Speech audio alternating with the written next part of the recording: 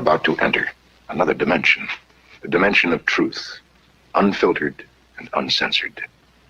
Welcome to the Raw Feed with Gary Franchi. Welcome to the Raw Feed. I'm Gary Franchi, coming to you live from the heart of America. Unfiltered truth to millions on YouTube. Hit those donation links below. Every contribution powers our gear. Every contribution keeps the party going. Help me help you.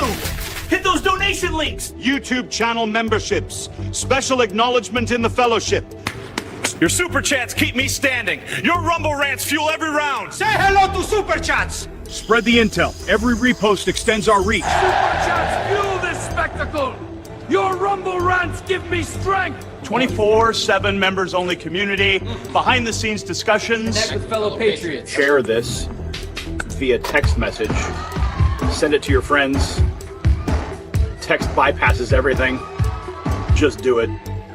The app is real. Download the Next News Network app. Android users, take the Google Play path. iPhone users, App Store awaits. Breaking news in real time.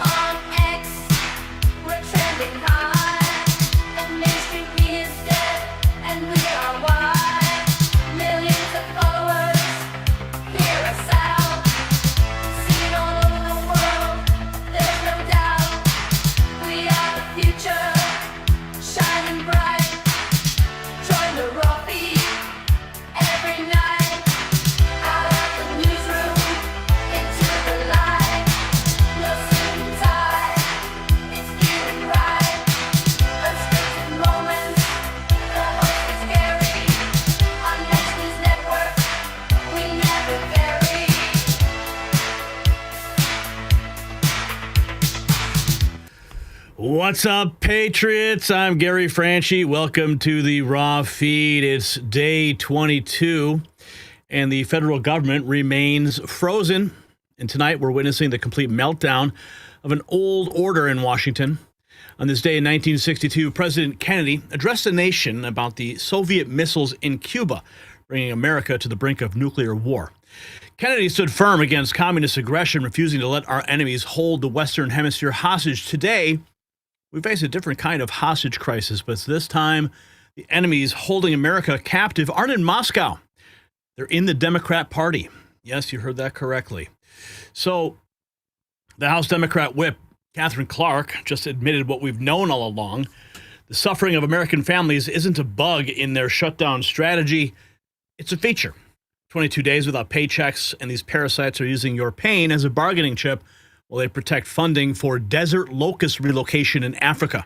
I'm not making this up, folks. Meanwhile, there's a revolution happening at the Pentagon. After the mainstream media walked out in protest, dozens of independent journalists just took their place. Real America's Voice, Human Events, Lindell TV, these are some of the new voices covering our military. The War Department just announced the next generation of the Pentagon Press Corps, and for the first time in decades, it's filled with patriots who actually support our troops instead of undermining them. But that is just the beginning. Right now, excavators are tearing through the east wing of the White House, and Hillary Clinton is losing her mind on X. Trump's building a ballroom with his own money, and somehow that's fascism. The same Democrats who blew $1 billion on California's Capitol renovation are crying because Trump's using private funds to restore elegance to the people's house. While Democrats hold our government hostage, Trump is unleashing the military across America. National Guard units are rolling into sanctuary cities from coast to coast. In Los Angeles, a U.S. Marshal and a targeted suspect were both shot during an immigration enforcement action. In New York, 9 Canal Street vendors turned out to be hardened felons, traffickers, and violent repeat offenders. In Portland, the Ninth Circuit just gave Trump the green light to deploy troops against Antifa camps. San Francisco city attorney threatening to sue if the National Guard arrives, while Chicago ICE has arrested over 1,800 criminal illegals since July. The Sanctuary City rebellion is crumbling from sea to shining sea. And in the Caribbean, American warships, bombers, and special forces are turning drug smuggling routes into kill zones. Narco terror submarines are being blown out of the water. Secretary of War Pete Hegseth confirmed lethal strikes on cartel vessels with drone footage showing crosshairs locking onto these poison merchants before delivering explosive justice. So think about what we're seeing here. In 1962, Kennedy faced down the Soviets to keep missiles out of Cuba. Today, Trump faces down the cartels to keep poison out of America. Kennedy had to worry about nuclear warheads 90 miles from Florida. Trump's dealing with drug labs and human trafficking networks that have already infiltrated every major American city. The parallels are striking. Both presidents faced enemies who thought America was too weak, too divided to respond. Both times they were wrong. But here's the difference. Kennedy's crisis lasted 13 days. Trump's war on the narco terrorists and sanctuary city rebels is just getting started. On the Raw feed, we're going to show you exactly how this new Pentagon press corps is changing the game. We'll expose the Democrats' sick strategy of inflicting maximum pain on federal workers to protect their globalist slush funds. We'll take you inside the battle for America's streets as the National Guard confronts the sanctuary city resistance. And we'll reveal shocking footage from the Caribbean drug war that the mainstream media doesn't want you to see. Friends, what we're witnessing isn't chaos. It's the restoration of order. From the halls of the Pentagon to the streets of our cities to the waters off our coast, President Trump is systematically dismantling the criminal networks that have held America hostage for decades. The establishment is panicking because they know their time is up. The gravy train has derailed. The swamp is being drained one bulldozer, one badge, and one drone strike at a time. So buckle up, Raw Feed family. We're about to blow the lid off the biggest stories the mainstream media won't touch. The revolution isn't coming. It's here. Let's get into it and welcome you to the show. Heather Reeves in the house. Bill's Rules is here. Good to see everybody lining up in the chat room. Remember to sound off where you are watching from and how you are watching. Dave Wallenberg, Karen Bird, James Sari, Bobby Riesling, Tracy Hicks, Michael Jones. The truth is here indeed. And I'm already seeing some super chats come in. This is exciting. I always like to see that. Of course, we have our goal of $100 tonight. Let's make it happen. I know you guys will. We got Elf of Courage dropping $9.99 out the gate. Orange Man in the back said, get our nation back, and it turned into a ballroom blitz. All right, Duplicate sent 5 memberships, and James Fay dropping $5. Awesome. So right now we are at $14.99. $14.99. So let's get at it. Who else is in the house? Even Gary R. Boyd, what's up? Gorian Lady, Deb Noble, James Sari, Wayne Manhart from Texas on YouTube. What's up, Kev the Tech? Good to see you guys. Ruby Hooves gifting 5 memberships already out the gate. I've been messing around a lot of with a lot of the stuff on Sora, and I'm really enjoying it. I'm actually probably spending more time than I should on it. But I'm having a lot of fun. We're introducing new intros to all the segments that are presented when the videos of this program are cut up and uploaded. So I hope you guys are enjoying those. I'm wondering if I should just post like my exclusive Sora videos on the membership side of things, because I don't always. I post some of them on X, but there's some that I never release, and one reason or another, I just don't release them. So maybe you guys want to see those. Some of the crazy stuff that comes from my brain. Mrs. Podekani loves it. Yes, says James. Gary, every one other day, another commie created crisis. Yeah, no kidding. All right. What's up? Todd in the house?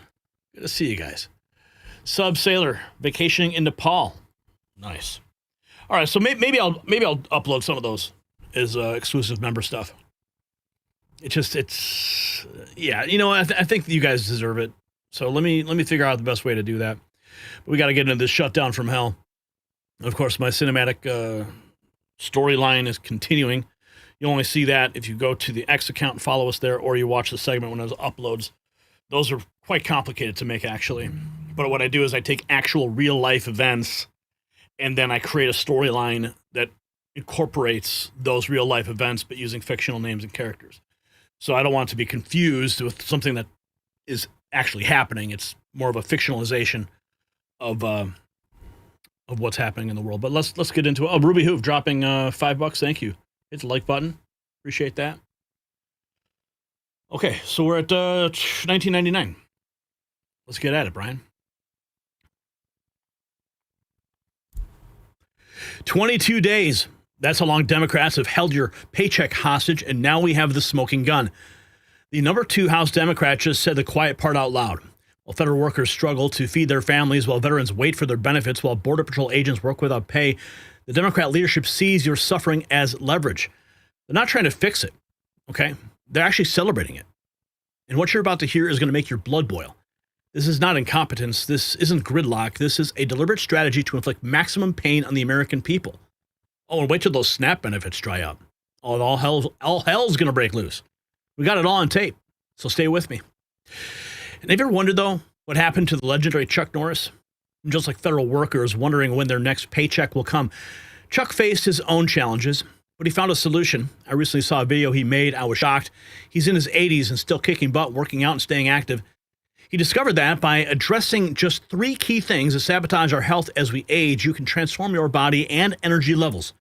He made a very special video, explains everything, so go to the link in the description, chuckdefense.com/next, or just click the link below. You will not believe just how simple it is. And we thank Chuck Norris for sponsoring this program. President Trump in the Oval Office today, continuing to lament about the shutdown that continues to plague this nation. Well, I think it's a shame that it's shut down because we have the greatest economy, as you were saying before. We have the greatest economy in the world right now, by far, the United States. We have almost 18, now it was 17, now it's $18 trillion being poured into our country, and it's no time for shutdowns.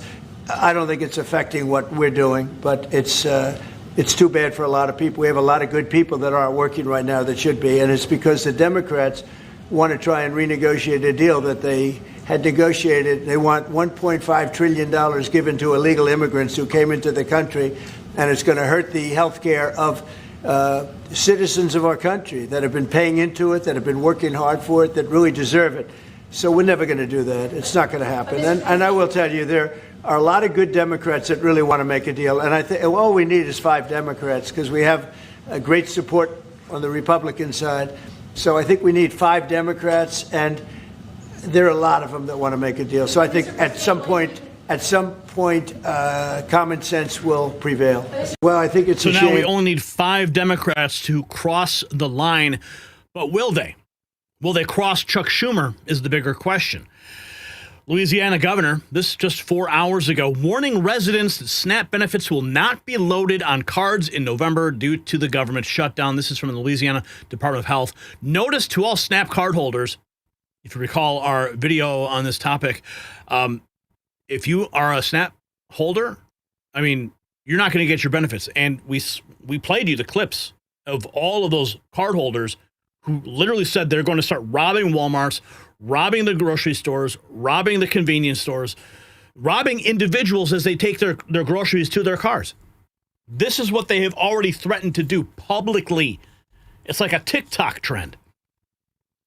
Notice all SNAP card holders, due to the federal government shutdown in Washington, D.C., SNAP benefits will not be uploaded to your card for November of 2025. Any remaining SNAP benefits on your card from previous months can still be used. SNAP benefit issuance will resume once the federal government reopens in Washington, D.C. Now, I said this before. I thought it was going to be the air traffic controllers that are going to put the pressure on the elected body to open up government again. But I think that as soon as you see everybody rioting in the streets because their SNAP cards aren't working and mass looting ensues, they might start singing a different tune, unless that's, of course, their intended, result. That's what they want. And here we have this, Senator John Fetterman, we've played some of his clips before, and this guy's growing on me like that lump on his neck. He just posted this 8 hours ago. He's one of the few voices of reason left in the Democrat Party. Quite shocking because I was not happy that he won. But again, he's growing on me. He posted this: shut our government down and America loses. 2 million Pennsylvanians depend on SNAP to feed their families. That's 2 million Pennsylvanians. And then their dependents. So, I mean, if you got 2 kids, I mean, that number just triples, quadruples. So we're talking multiples, millions of people going to be affected just in Pennsylvania alone. In the story we did yesterday, we ran down the list from the Department of Agriculture of all of the states that are going to be affected. Just quite literally millions and millions and millions of people.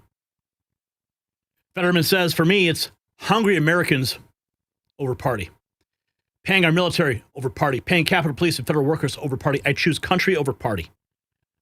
Let's check out what Fetterman's saying. Pennsylvania. Hi, here we are, and our government remains closed. And I think that's failure. And I'm the guy that's going to consistently vote for country over party. I'm always going to vote for paying our military over the party. I'm always going to vote for paying the Capitol Police over my party. And I'm going to continue to fight for the 2 million Pennsylvanians that depend on SNAP to feed themselves. And I'm also going to fight for the same 400,020 Pennsylvanians that depend on those tax credits to make health insurance more affordable. 2 things are true, and now we can fight for all of them as long as our government is open. My vote is going to remain firmly on keeping our government open, and I'm going to continue to fight for all of those Pennsylvanians that I'm honored to represent here. Hi, here we are. I really hope that his voice continues to resonate and grow, and I hope that people will hear that and say, well, why is my senator being such an asshole? Right? Here we have the unhinged whip, Katherine Clark, accusing the press secretary of lying after she quoted the congresswoman's own words from an interview she did on tape. Democrats are not sending their best. This is Rapid Response 47. And they were quote tweeting Caroline Leavitt because she said the Democrats are now admitting they're intentionally causing American families to suffer with their reckless government shutdown. So here is the Democrat whip, Katherine Clark, accusing the press secretary of lying. White House Press Secretary Caroline Leavitt just posted a clip of an interview that you did on Fox last week. You were answering a question from Fox's Chad Pergram about blame for the shutdown. I want to look at the post here. I mean, shutdowns are terrible. And of course, there will be, families that are going to suffer. We take that responsibility very seriously. But it is one of the few leveraged times we have. I want to point out that this video that you just saw is actually playing on like a 65-inch screen right outside of Speaker Johnson's office on a loop. Okay? I'll play it a little bit. I'll play it again. Families that are going to suffer. We take that responsibility very seriously. But it is one of the few leveraged times we have. Levitt is looking especially at that last bit you said there, saying that Democrats, quote, are now admitting that they are intentionally causing American families to suffer with their reckless government shutdown. What's your response to that? Well, that is right out of her playbook of half-truths, taking things out of context, and not being straight with the American people. And she knows what I said. White House Press Secretary Caroline. She knows what I said. We know what you said. And you know what you said. Okay? And you just got called out for it. And you're saying, oh, it's straight out of her playbook. No. How many clips do we have to show you of Democrats talking about how dangerous shutdowns are for the American people? We've played it over and over again. We got this. President Trump has stated he will meet with Democrats to discuss any spending requests they have. Before he will do that, the Democrats must first end the filibuster in the Senate and stop blocking the government from opening so the military and others can get paid. See what he said there? They must end the filibuster. If they shut that down, they can pass this thing and get it open. And, of course, here we have one of those scholars, a couple of them here, scholars discussing their SNAP benefits. Coming no more. My kids have not eaten in 5 days. It is the taxpayer's responsibility to take care of my kids. Trump done cut them food stamps off. If you're poor, don't have kids, okay? If you're struggling, don't have kids. Don't bring more in. If you already have them, that's another situation. If you don't have them, don't bring any in. And if you have two, don't go having another one. If you have one, don't go having two more. So they say 2 million is getting cut off this month for the scamps. I'm about to go find out if I'm in that number, in that ratio. It's been day 5 and I have not received no food stamps. My disability checks is on hold. My cash benefits is not coming no more. They're still pending. It is the taxpayer's job to pay for my kids to eat and for my kids to be... Actually, no, it's not, honey. Grow up. Get a job. Here's another one. Be one of the... And I'm letting it be known now, I will be one of the looters. I will not be watching from the news. I will not be missing out on steaks and oxtails for free. Thank you. And I'm letting it be known now, I will be one of the looters. I will not be watching from... Can we get a translator in here? The news. I will not be missing out on steaks and oxtails for free. Steaks and oxtails for free. Okay, that's what she was saying. Steve Scalise just exposed Senator John Ossoff after it's revealed that he is reportedly banking millions during the Schumer shutdown. Out-of-state donors flooding his campaign while Georgians suffer. Trump stated that ACA negotiations will follow the government reopening, yet Ossoff refuses to support over 1 million of his own constituents.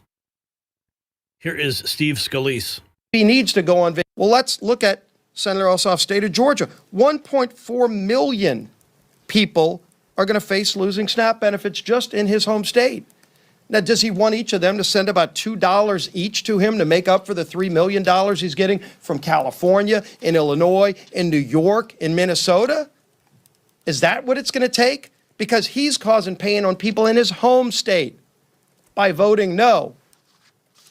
Maybe he needs to go on vacation instead of showing up every day, as Senator Simpson said, showing up to vote no to inflict pain on 1.4 million people in the state of Georgia. That's what he's doing. So this is having real impacts on real families. We're here working, and the House has passed the bill, despite 99% of Democrats voting. And the House has passed the bill, despite 99% of Democrats voting no. Again, President Trump said yes, they say no. Well, let's look at... Yeah, the pain is real, and they want to inflict it on you. Senator Katie Boyd, U.S. Senator for the great state of Alabama, fighting to grow opportunities for hardworking families and preserve the American dream for our children. She says there's a very straightforward solution to ensure SNAP benefits don't end for 42 million Americans. 42 million. Senate Democrats could simply join us in voting to end the Schumer shutdown. Down. Yeah, you mentioned the nation's anti-hunger. Here she is on ABC News Live. This is Senator Britt, actually. Senator Britt. Program SNAP plays a critical role in reducing poverty, including for residents in your home state of Alabama. In the fiscal year 2024, more than 750,000 residents, or 15% of your state's population, benefited from SNAP. What are you doing to try to ensure that those benefits aren't interrupted because of the shutdown? Yeah, we actually just had this conversation today. I was able to speak with Russ Vought. Obviously, money is running out, and people will go without their SNAP benefits as soon as the end of this month or the very beginning of the next month. Look, these are real things. These are real consequences. And this is what I wish my Democrat colleagues would realize. They can open the government today, vote on a clean CR. Lindsay, you have been doing this a long time. You know that this bill is just something that they have voted on 13 times. Republicans did not put any type of nugget in there, no Republican priority. Our only priority was the American people. You mentioned the nation's anti-hunger programs. Yeah, they could just simply reopen government. Everyone will be fine. I think they want this chaos, though, from these outraged SNAP recipients. Here's that video of Whip Clark, Katherine Clark, the number 2 House Democrat on the Democrat shutdown. Of course, there will be families that are going to suffer. But it's one of the few leverage times we have. Did you see that? There will be families that are going to suffer. But it's one of the few leverage times we have. Using people's suffering as leverage. That's how sick these people are. Leveraged. I mean, shutdowns are terrible. And of course, there will be, families that are going to suffer. We take that responsibility very seriously. But it is one of the few leveraged times we have. I mean, shutdowns are terrible. And disgusting. And here we have Senator Ted Cruz. Before the shutdown, Cruz stopped his own pay. No other Democrats did. Next time politicians play games with our paychecks, theirs should stop too. Do you agree? Deposit. Ted Cruz stopped his pay on day one. Ordinarily, during the shutdown, members of Congress continue to get their paycheck. I believe that's wrong. And so before the shutdown began, I sent a letter to the Secretary of the Senate saying, please hold my paycheck. Do not deposit a dollar of salary in my bank account until the shutdown is over. Ted Cruz stopped his pay on. Press Secretary Caroline Leavitt. President Trump has clearly stated in the Oval he will meet with the Democrats to end this thing. We're continuing to work very hard to try to reopen the government, Jesse, and we are now on day 21 of the government shutdown. Democrats have voted 11 straight times against the Republican-led clean continuing resolution to keep the government open. And it's quite peculiar because they voted for 13 times in the past for this exact same type of funding bill. As the president very clearly stated in the Oval Office today, he will gladly meet with Democrats to talk about health care or whatever other issue that they want to talk about. And by the way, it's the Democrats who created the broken health care system in this country through Obamacare that has led to rising premium and costs. It's this president, President Trump, who is taking on big pharma, who is cutting deals with them, who is working with insurance companies across the board to bring down the cost of health care in this country. But he's not going to have those conversations until Democrats simply vote to reopen the government. There are damning consequences every single day. Nearly 500,000 Americans are going without their paychecks right now. President wants to put people back to work, and he's calling on Senate Democrats to do the right thing, have a little bit of courage to stand up to their far left radical base and vote to reopen the government. Well, we're continuing. As you heard President Trump earlier, there's about 5 Democrats that need to cross the aisle and cross Chuck Schumer. Here is Speaker Johnson exposing Chuck Schumer for trying to pressure Trump into a backroom deal. Trump has made it clear he will not bend the knee.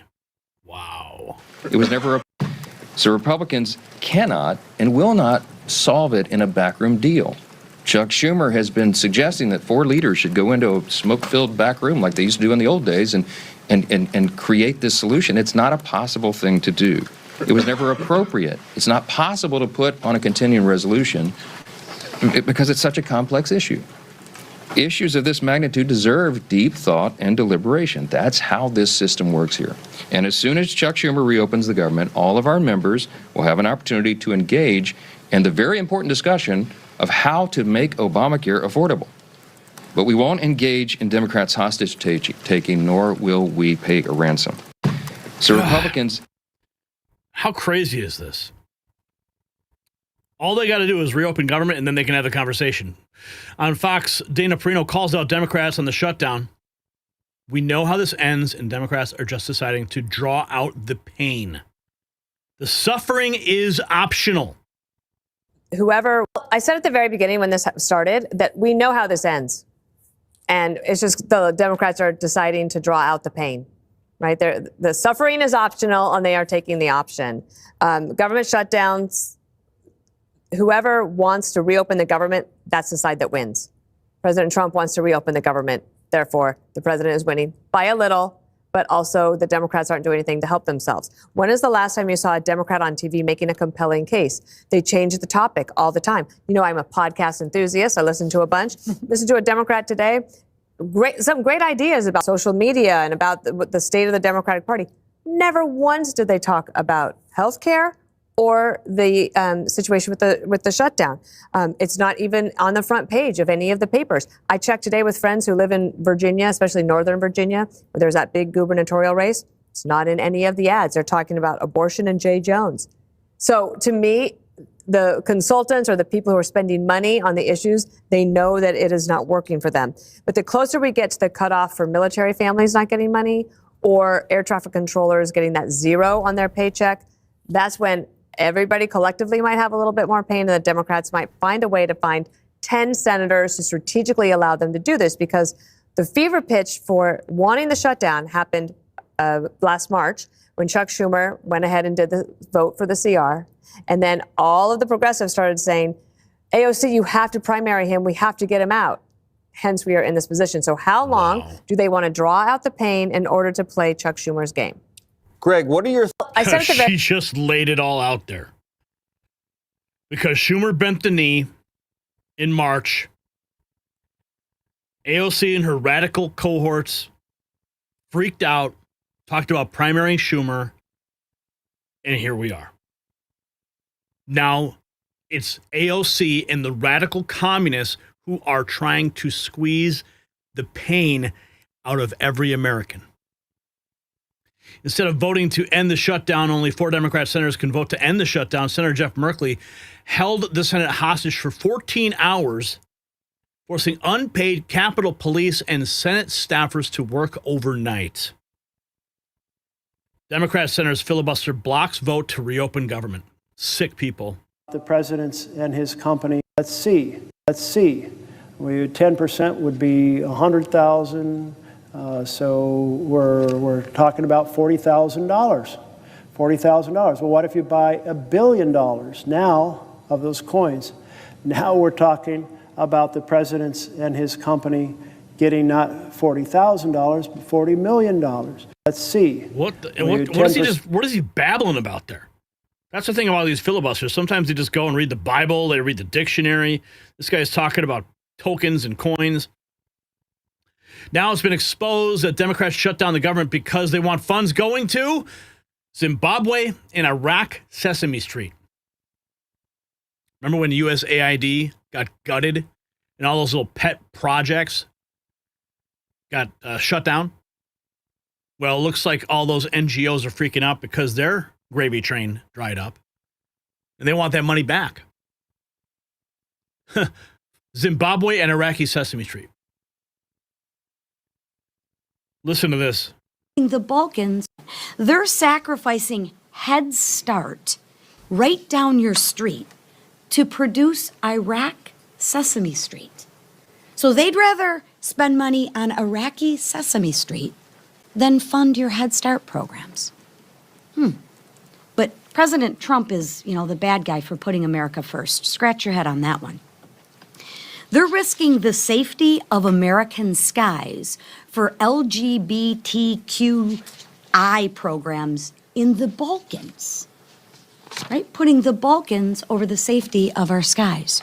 They're jeopardizing millions of paychecks to Americans to support woke programs in Honduras, Zimbabwe, Mexico, Venezuela, and Lebanon. Okay. I don't know about you, but I think that is absolutely shameful. Let me be clear. A shutdown should never be used as leverage for more wasteful spending. They're sacrificing. But that's what they're willing to do because that's more important to them than actual Americans getting their benefits. Ryan Glenn, 10 hours ago, ordered Congress back to D.C. We are burning calendar days. Back in their offices. So every day that goes by narrows the window of opportunity for Republicans. So I kind of wish that Speaker Johnson would call members back into session, get back in their offices, get back in these meetings, and let's work on a plan to solve these problems. And let's not allow this shutdown to shut off the dialogue that needs to go on right now amongst House members. So every day that goes by narrows the window of opportunity for Republicans. So I kind of wish that Speaker Johnson would call members back into session, get back in their offices, get back in these meetings, and let's work on a plan to solve these problems. And let's not allow this shutdown. Jesse Waters. So, Jessica, that CNN poll by Harry Enton goes right in your face because you always say how Democrats are winning the shutdown, and it doesn't look like it. Oh, that poll. All right, so Jessica, that poll just goes right in your face because you always say how the Democrats are winning the shutdown battle, and it doesn't look like it. Well, that poll was about Donald Trump's personal approval rating. And when I saw this in our packet, I thought, oh my God, it's going to be some enormous number. And then it was +1. And there's also, from the same time during the shutdown, the AP poll, which has him at his lowest second-term approval at 37%. So, take it for what you will. Harry Enton was back on TV this morning with one that I feel like would be in your face. He said, I was shocked to see how Dems have gained on party ID per Gallup. Dems lead by 7 points versus a tie at the start of the year. Looks a lot more like 2018 cycle than 2022. 2018, I liked that very, very much. But the shutdown is about Democratic Party versus the Republican Party. Greg will taunt me about 2028, but Donald Trump will not be on the ballot. If he is, then the TDS is going to be through the roof. And Republicans are losing the shutdown battle between 10 and 15 percentage points. The American public blames them for it because they are the ones that are in charge. They are in charge of every facet of government, and they have to compromise. Oh, shut up. We only need 5 votes. The president said it himself. Lydia Monahan on what's included in the Democrats' $1.5 trillion counter proposal in order to reopen government. Like we just showed you, all the pork. $3.9 million for LGBTQ plus democracy grants in the Balkans. For the CR. Here's a headline from CNN today. We absolutely need him. Some in the GOP say it is time for Trump to get involved in shutdown talks, even though the GOP leaders are rebuffing that idea. Lydia, is it time for Trump? He could be the person that just says, okay, let's get this done. Well, how many Democrats have voted for the CR? It was good enough for them to vote on in March, and now something has changed, and they're not willing to vote on the same CR that they were once willing to support. And I think it's pretty clear that it's Schumer and a lot of Democrats who are bowing to the left flank of their party, people who... Because Schumer doesn't want to get primaried by AOC. That's what it comes down to. Schumer is afraid of a bartender. Want to see movement and want to see action. And their whole framework for why they should do this is really flawed. As Obama said, elections have consequences. And they basically want to undo the rightfully passed big, beautiful bill that the Republicans signed into law. That is what this whole effort that they are making. And yes, it's about healthcare, but there's also all kinds of pork actually that is in this bill. There's $3.9 million for LGBTQI plus democracy grants in the Balkans, $13.4 million for civic engagements in Zimbabwe, $2.9 million for desert locust relocation in Africa. And they're the ones who have time and time again, now after 11 votes, Desert locust relocation in Africa. Who the hell put that in the bill? What senator said, yeah, we need this line item in here? Desert locust relocation in Africa. I thought that locusts, aren't they like, they migrate? They're always going to the same place back and forth? Maybe I'm wrong. I'm not an insect specialist. But still, that's beside the point. Why are we giving a shit about locusts in Africa? That's what's holding this thing up? People are lunatics. But just you wait. When those SNAP benefits dry up, all hell is going to break loose. And I think that's exactly what they want. If you got value from this report, tap subscribe. My final thought is next. So this is why the shutdown matters, America. Katherine Clark's confession proves what we have suspected all along. Democrats view your pain as political currency. While Ted Cruz stopped his own paycheck out of principle, not one single Democrat has done the same. They are getting paid to make you suffer. They're funding LGBTQ democracy grants in the Balkans and moving locusts in Africa while American families can't buy groceries. This is not governance. It's economic terrorism. And now we have the receipts. 22 days of manufactured misery, all to protect their globalist slush funds. So the question is simple. Do you believe that Democrats should keep their paychecks while forcing federal workers to go without? Drop your answer in the comments below. And if you're as fired up as I am, why don't you check out the Next News merch shop? It's linked in the description because we're fighting this information war together. Oh, Michael, will you always call me when I'm live? That means you're not paying attention. Okay. It's like clockwork almost. Look what time it is. Gary's always live at this time. Maybe I shouldn't call him right now because he's probably live. Maybe I should check his YouTube channel, see if he's live right now. Michael, I love you. Okay. Any more super chats to acknowledge here? Does anyone want a super chat acknowledgement? You know what to do. Ruby Hoove does, though. Have a wonderful Wednesday. Hit the like button. Thank you, Ruby Hoove, for that acknowledgement. If you have a message that you would like yours truly to present, that's all you got to do. Go down there and tap the little $sign, drop a couple bucks, and leave a message. But now we have to talk about big balls. I'm talking about Trump's massive balls that are on the horizon. His ballroom of freedom is going to hold the largest balls the White House has ever seen. And they are going to be big and glorious balls. And I cannot wait to see him hold those balls.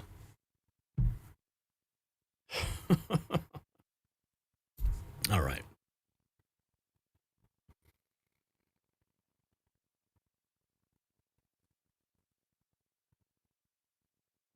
That's right. Huge balls are coming soon. The excavators are rolling. The East Wing is coming down, and Hillary Clinton's having a complete meltdown on X. What's happening at the White House right now has the entire Democrat establishment freaking out. Presidents have renovated the White House for over a century, from Truman's complete gutting to Jackie Kennedy's restoration. But because it's Trump doing it, suddenly it's fascism. He's building his own. He's building it with his own money. Where Obama complained he couldn't have a proper ballroom instead of hosting state dinners in tents. The hypocrisy is off the charts. The same people who spend billions of your tax dollars on their own Capitol renovations are screaming about Trump's privately funded improvements. So keep on watching. Now, it's been all over the news lately.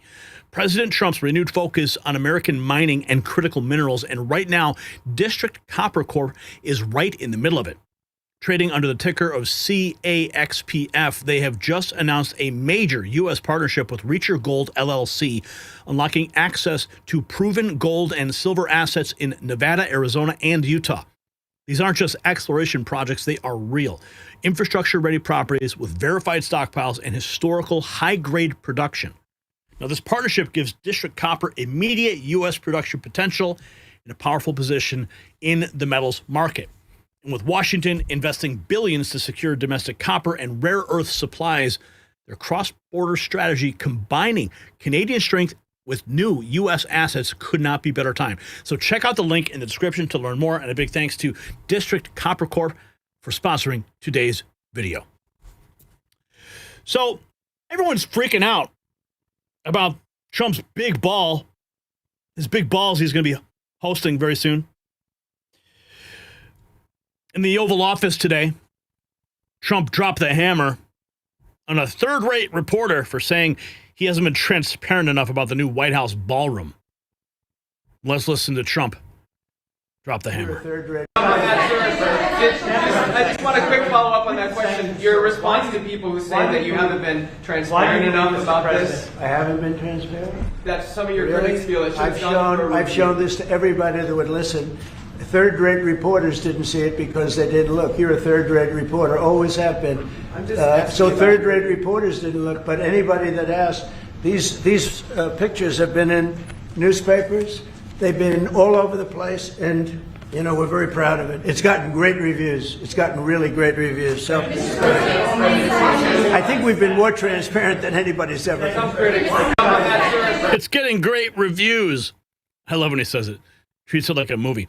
This is an absolute horrible tragedy to the White House, literally tearing down the section. Oh, my bad. This picture is when Obama wrecked the White House to put up an indoor basketball court. Yeah. With taxpayer money. President Trump builds a ballroom to host world leaders. Your president built a basketball court to host Diddy and LeBron. We are not the same. You remember that? When Barack built a basketball court? And so, look at this picture here. See that little yellow box? See that? That is where the demolition works are being carried out. It is a carport on the East Wing. They're taking the carport off, and they are going to put the ballroom on that. People are saying, why are you spreading disinformation to all the lefties freaking out? The East Wing isn't coming down. It's being expanded. They removed the facade so they can expand the building. Or you're like Schumer, and you don't even know how to cook a cheeseburger, let alone know what a facade is. So there it is. Like, you can see it clearly. This is the part that's being taken down. That little section, everyone's freaking out. I mean, President Trump, he is a builder. He knows what the hell he's doing, unlike Democrats. But going to, let's remember this. I'm going to show you this video. This is a CNN report from 2010. This was a $376 million White House renovation during the Obama administration. All right. Listen to the language being used by CNN at the time. They were overjoyed that $376 million of taxpayer money was being used. 300. Sounds like they're building another wing to the White House, but we appreciate you keeping your focus. You can't even imagine, TJ. It's going to happen for the next 2 years. All of the banging, the jackhammering, the dust, the confusion, the noise of all places to do construction is happening right here, the front lawn of the White House. It's a 4-year renovation project. Estimated cost, $376 million. Sounds like they're building another wing. $376 million. No, there wasn't any Democrat outrage then. A live look at the demolition of the White House East Wing for Trump's ballroom. Mightiest Touch says it's a disgrace. Oh, the sounds of progress are a disgrace to these lunatics. But I certainly hope the ballroom will be done in time for this. 800. On June 14th, under the lights of the White House, the Octagon lands on history's front lawn. 4,800 fans, 2 world-class warriors, one night that changes everything. UFC White House, live on ESPN Plus pay-per-view on June 4th. That is going to be epic. And speaking of epic, did you hear what they found at the White House during the renovation? Yeah. During the White House renovation, construction crews discovered a mummified fact checker clutching a PolitiFact clipboard labeled mostly false. Experts believe that he was entombed during the early Twitter wars. Says, whoa, what the hell Easy is with that? the light. Is that a body? Yeah, sitting up like he was waiting to clock out. Got a clipboard, says mostly false. Seeing this? Lanyard, too. Press badge. Man, how long's he been in there? Judging by the phone down there, early Twitter days, poor guy. Whoa, what the hell is that? Oh, man. You got to love AI, though. Yes, I made that with AI. Eric Trump ending Hillary Clinton's career in one sentence on X. The ballroom will be spectacular, unlike your work in Haiti. Oh, yeah. Hillary Clinton, it's not his house. It's your house, and he's destroying it. I want to point out a friend of mine, Shane Bouvet, posted on Facebook. I thought this was so funny. Like, I even shared it to my own Facebook page. I don't normally share things to my Facebook page, but this one I just had to because it was hilarious. He was responding to Hillary Clinton. He says, your husband used it as a sex lounge. Maybe sit this one out.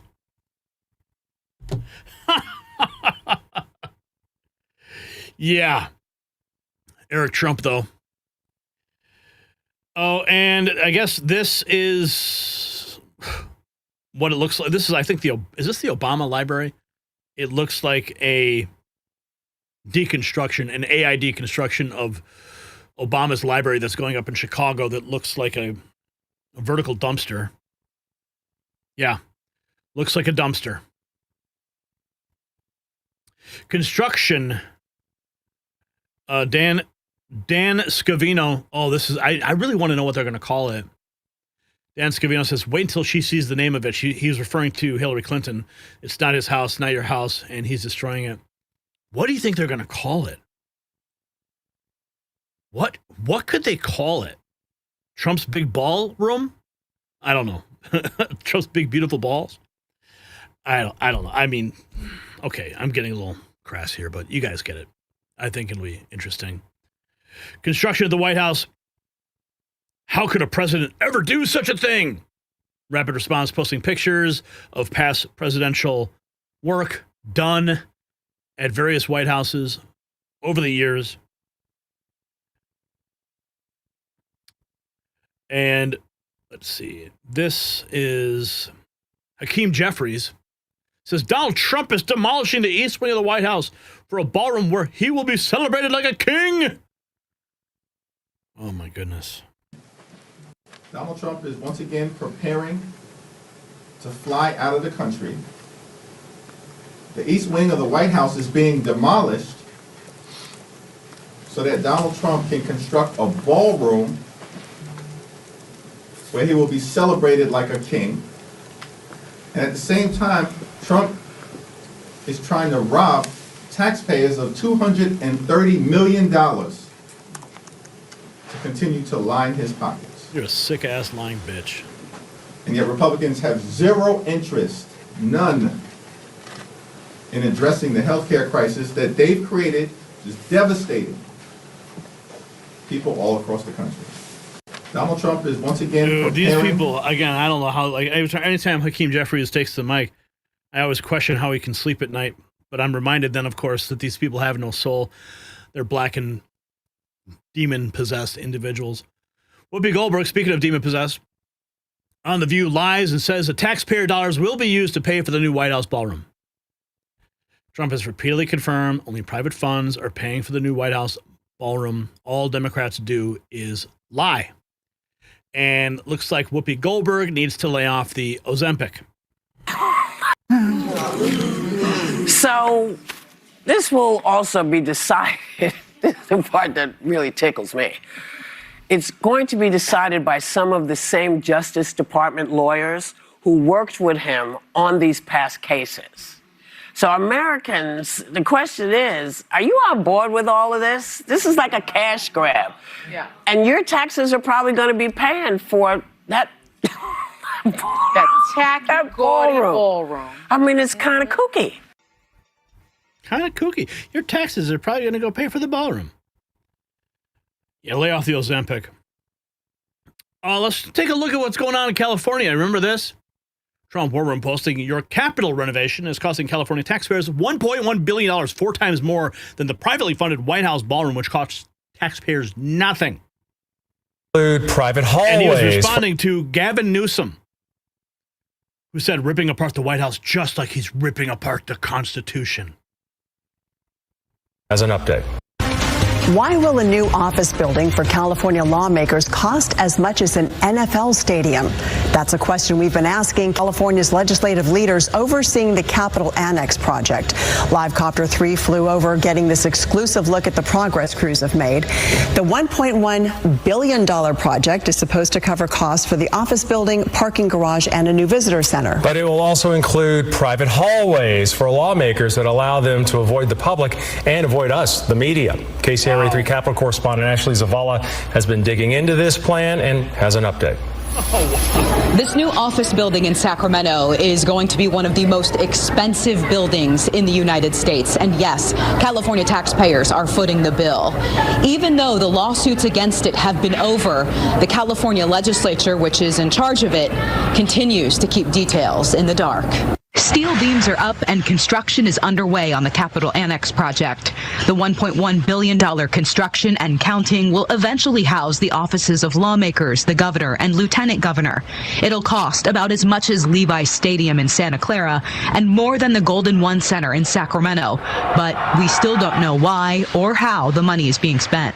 Motion passes. The legislature's Joint Rules Committee overseeing the project still won't give a public update, even though lawsuits against it have been over for 6 months. No one with Joint Rules would do an interview with us on Monday, but officials confirmed there are now no plans to construct the visitor center on the west side of the historic Capitol. But even without that part, they said the budget for the project overall won't change. Does that make sense to you? No, it doesn't. Dick Cowling. It doesn't make sense at all. But that's how the Democrats spend money in California. While they scream and yell. Trump's new ballroom, the memes are coming out. Let there be memes. Trump's new ballroom. Trump Tower attached to the White House. Wouldn't that be something? That would be freaking cool, actually. Oh, man. The left would freak out. But there is a rule in Washington that there can be no building taller than the Washington Monument. Did you know that? Yeah. So it has to be a foot shorter than the Washington Monument. Brandon Dilley, one of the great meme smiths of our time. If Democrats are losing their mind over the current White House renovation, wait till they see what's coming next. A meme war room. Looks like it's attached to the back of the lower press area of the White House with direct access to the Oval Office. The meme war room. Of course, memes about memes. You got to love it, though. You got to laugh. Because they are freaking out. Here's President Trump talking about Obama's presidential library. The architect, you're building your ballroom right now. They're also building the Obama presidential librry. I'm wondering if you've He needs seen, help. have you seen pictures of the architecture? And Yeah, what I do you think did. of it? It's not too pretty. No, but it's closed. It's stopped. They ran out of money. I mean, he's building a library / museum. You know, you call it some museum, and usually they call it library and museum. That's the official name. And they're stuck. And he wanted only women and DEI to build it. Well, that's what they got. And the construction workers are standing out there and saying, we want to be able to build it. You know, I built a great building in Chicago, as you know, a big, beautiful building, one of the tallest buildings in the country. And we got it built very quickly, very well. And we use the construction workers of Chicago. They're great workers. They're great construction people. And I suggest that you get them involved. But they're hundreds of millions of dollars over budget. And I think it stopped. I'm reading these terrible stories. But that's the way our country was run under President Obama, too. Nobody knew it. You're building your ballroom right now. Obama's ballroom. I mean, Obama's presidential library looks like brutalist dumpster fire. These photos are not only disgusting on their own, but metaphors for Trump. That's what Henry Rosenberg says. He destroys everything he touches. Democracy, the rule of law, international alliances, and most important, he destroys our relationships with fellow Americans. He's un-American, and yes, he's a fascist. Yeah. Putting together a picture of the events of January 6th and the destruction of the breezeway on the East Wing. Okay, Henry. Buzz Patterson says that's a banger. The user on X owns Hillary Clinton after she complained about Trump's new White House ballroom development. It's not his house. It's your house, and he's destroying it. What do they write? Your husband had sex in the Oval. Probably sit this one out. I agree. It's going to be beautiful. Here's another meme. President Trump. Oh, you got. I wish I could play with the audio, but maybe we can.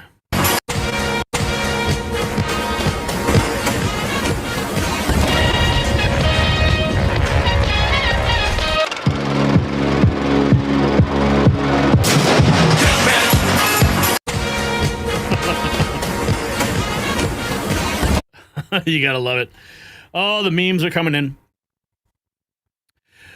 Here is California Democrats. More on that. The Capitol renovations. No, this is Minnesota. California Democrats' Capitol renovation costing taxpayers $1.1 billion. Minnesota Democrats are building themselves a palace costing $730 million, even though we're only 5 sessions in session 5 months a year. But Trump's privately funded White House ballroom is the problem. This is. Hey there, State Representative Kristen Robbins. I had to run to the Capitol today for some meetings, and I thought I'd show you what's going on with the remodel of our state office building. As you might remember, it is costing you, the taxpayer, $730 million to more than double the footprint of our old office building, even though we are only in session 5 months a year. Yeah, makes a lot of sense, right? But nothing they do makes sense. Wow. Eric Trump ending Hillary Clinton, Caroline Leavitt. Oh, yeah. Brooklyn Dad Defiant. He's another left-wing Twitter troll. Everyone knows the ballroom monstrosities having built is nothing more than a testament to corruption, bribery central, and the new headquarters of the old swamp. Trump is destroying the White House. He's destroying America. Disgusting. Okay. I can't wait to see what the name of this ballroom is. One thing is for sure. Huge balls are coming soon. If you got value from this report, tap subscribe. My final thought is next. So here's what this ballroom battle is really about. It's not construction, it's reconstruction. Trump is tearing down the old corrupt order and building something beautiful with his own money. 0 taxpayer dollars. Meanwhile, California Democrats burned through $1.1 billion on Capitol renovations. Minnesota liberals spent $730 million on their palace for a 5-month work year. But Trump uses private funds and suddenly he's destroying democracy. Hillary tweets, it's not his house. Well, Dan Scavino teases, wait till he sees the name. Buzz Patterson reminds everyone what the Clintons did in that same house. The truth is, they hate that Trump is creating something elegant, something lasting, something that'll stand as a monument to American greatness long after the swamp is drained. So here's my question. Should the White House represent American excellence or remain a relic of the establishment? Let's have a conversation in the comments below and grab some Next News gear from our merch shop. It is linked down below. All right. What do we got? I think we got a couple super chats come through. We're at $39.99. Ruby Who, have a wonderful Wednesday. Hit the like button. Ranger Xbox, $5. Donald J. Trump needs me as a special envoy to Russia. They trust me. They don't trust Washington, D.C. Love my wet pets. Do you think the ballroom will be finished while Trump is president? That is the plan. It's supposed to be finished. Tamara Jennings has gifted one membership to the Top Sec 1. Welcome to the family.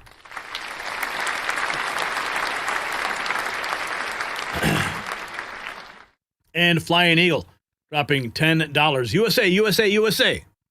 Love it. Huge balls, Alice Cersei. Yes. And, okay, fine. I'll just play this real quick because I thought it was so funny. It's going to be tacked on to the beginning of this. Let's see, here it is, big feed. They mocked his walls. Now they fear his balls.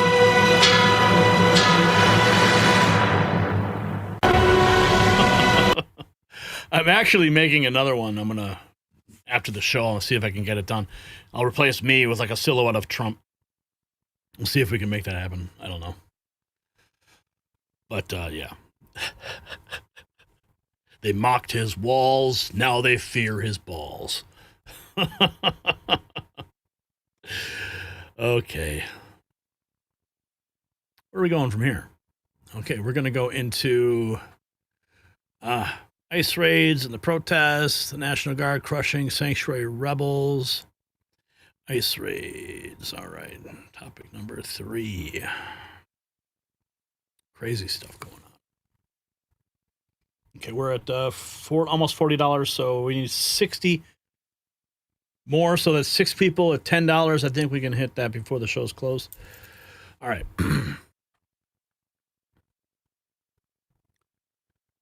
Got some breaking news from both coasts. In Los Angeles, a U.S. Marshal and a suspect were shot during an immigration raid. In New York, 9 supposed street vendors turned out to be violent felons and drug traffickers. This is the reality of sanctuary city chaos. And Trump just sent in the cavalry. The National Guard is deploying from coast to coast. Portland's 9th Circuit gave the green light. San Francisco's threatening lawsuits. Chicago ICE arresting 1,800 criminals since July. What you're witnessing isn't random enforcement. It's a coordinated military operation to take back American streets from criminal networks protected by Democrat politicians. The sanctuary rebellion is crumbling, and the footage is explosive. So don't look away. Now, it's been all over the news lately. President Trump's renewed focus on American mining and critical minerals. And right now, District Copper Corp is right in the middle of it. Trading under the ticker CAXPF, they've just announced a major U.S. partnership with Reacher Gold LLC, unlocking access to proven gold and silver assets across Nevada, Arizona, and Utah. These aren't just exploration projects. They are real infrastructure-ready properties with verified stockpiles and historical high-grade production. This partnership gives District Copper immediate U.S. production potential and a powerful position in the metals market. And with Washington investing billions to secure domestic copper and rare earth supplies, their cross-border strategy combining Canadian strength with new U.S. assets couldn't be better timed. So check out the link in the description to learn more. And big thanks to District Copper Corp for sponsoring today's video. Now, let's take us over to California for a moment. You see what this guy's doing? A liberal man in Santa Ana, he's planting Apple AirTags on ICE vehicles so he can track them. Heck out of them. This is an Apple AirTag. What I've been doing is trying to get these on their vehicles so that way I can track where they're at and let people know before they get there. By the time we see a video on the internet, it's already too late. We got to start early. We got to send up signals, start notifying people so that nobody gets taken. So again, right now, I'm not trying to engage with them. On a side note, most of them are lazy, untrained, just freaking weirdos. But away from that, I'm not trying to fight them or engage with them. I'm trying to track them. And at least maybe if they find these on their cars, it'll scare the heck out of them and let them know that people are watching. So yeah, man, I'm headed back through Santa Ana, back through the Home Depots, man. Let's go. Let's get it, baby. United we stand. Yeah, This I have is a an feeling that's a Apple federal AirTag. crime. A federal crime. Putting a tracking device on a federal vehicle. Pretty sure that's a federal offense. And we have this major illegal immigrant roundups set to take place in the San Francisco Bay Area as soon as tomorrow, according to the San Francisco Chronicle. Gavin Newsom is about to get big mad. National Guard also expected to be deployed to assist federal agents. They're all going back. So while they tried to block them before the Ninth Circuit overruling, and now President Trump has the green light to clean up these shitholes. But speaking of shitholes, we have this guy, a school teacher at an anti-ICE protest, warning federal agents that they're not the only one with the guns. What kind of message is he trying to send here?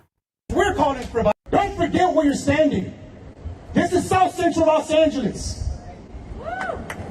They are not the only ones with guns in this city. They're not the only ones, and don't forget that. And I don't say that because we're calling for violence.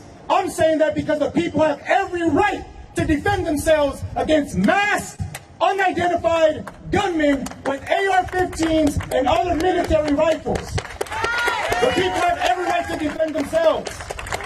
Don't forget where you're standing. This is South Central Los Angeles. Yeah, so just bookmark that for later. This school teacher. You want this guy teaching your kids? Not the only one with the guns. That's from Fox News. So, checking in on that law. Is it illegal to place an Apple AirTag on a federal vehicle? The short answer is yes, don't do it. Sticking an Apple AirTag or any tracker on anyone else's vehicle, including federal government vehicles, very likely illegal, get you into serious trouble. Many states make it a crime to install a tracking device in someone else's car without consent. Stalking, illegal tracking statutes, and attaching a tracker to a government vehicle can also trigger federal investigations or other criminal charges, tampering with government property, stalking, interstate tracking offenses, or even worse. If the vehicle is federal property or being used by federal employees, law enforcement, including federal agencies, may get involved. There isn't a single catch-all federal AirTag statute, but your conduct can trigger federal crimes. Yeah. Good luck with that one, dude. So they're putting trackers on cars, they're threatening with guns. Chicago Democrats have been issuing illegal driver's licenses. Illegal driver's licenses. This is a Fox 32 special report, local news, 24 hours ago. Wall Street Abe's posting this. Our top story, federal agents detained nearly a dozen rideshare drivers in a raid yesterday at O'Hare. Joni Lum is live now at O'Hare with the latest. Joni. Don, the fear of immigration enforcement is having an impact on the number of drivers here at O'Hare on a very busy travel day. Another raid happened this week, and we have video of drivers who are arrested, detained, and could be deported. The rideshare staging lot at O'Hare International has nearly 500 fewer vehicles these days. Uber and Lyft drivers say they are afraid to work at the airport since federal agents raided the lot multiple times. The most recent was Saturday. These videos were shared with Fox 32 by a driver working legally with a green card.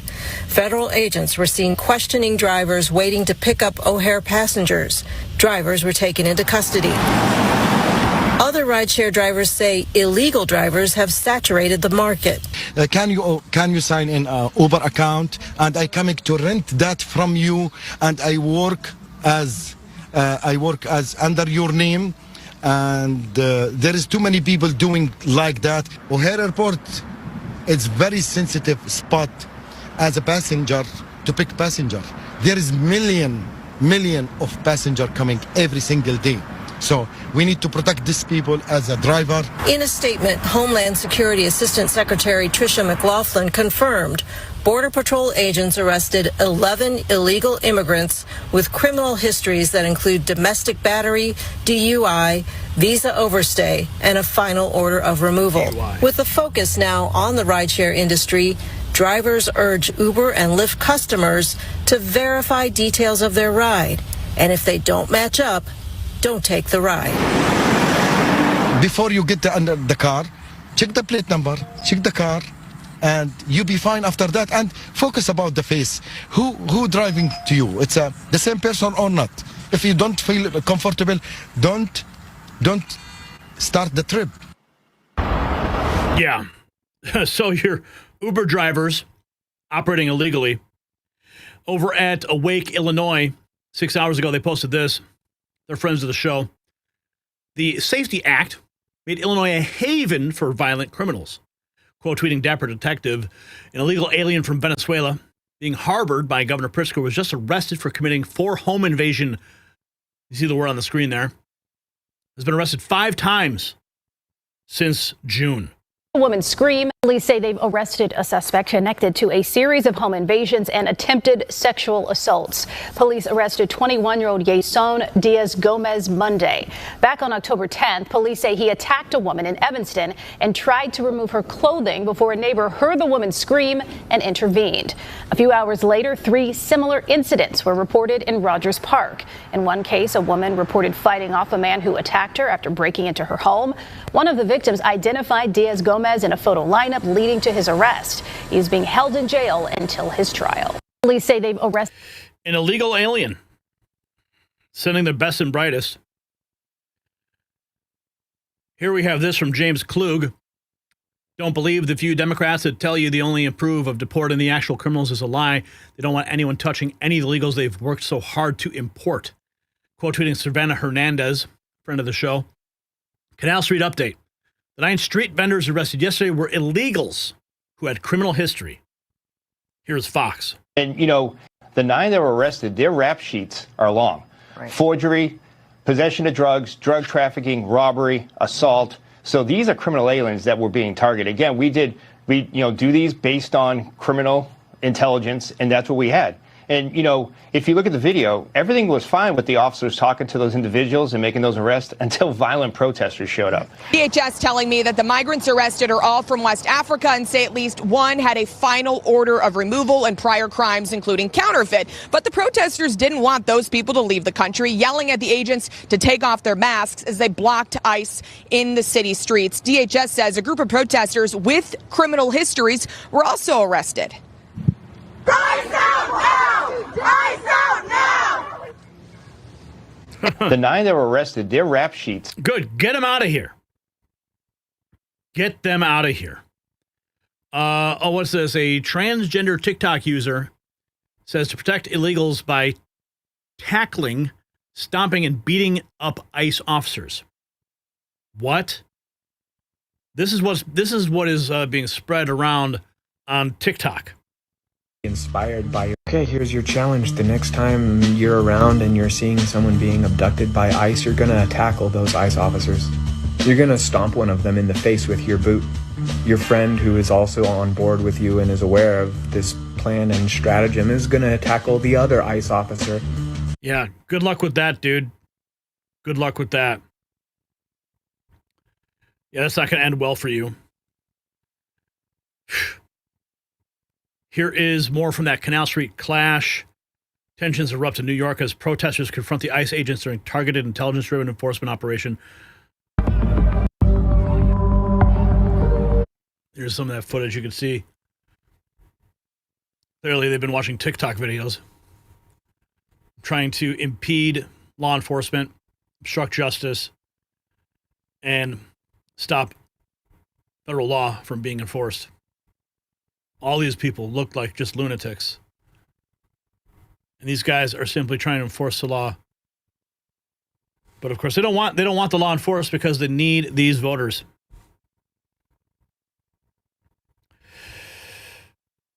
Democrats are planning to launch a master ICE tracker to track the location of ICE agents and operations. ICE is facing an over 1,000% increase in assaults. Democrats want violence against ICE.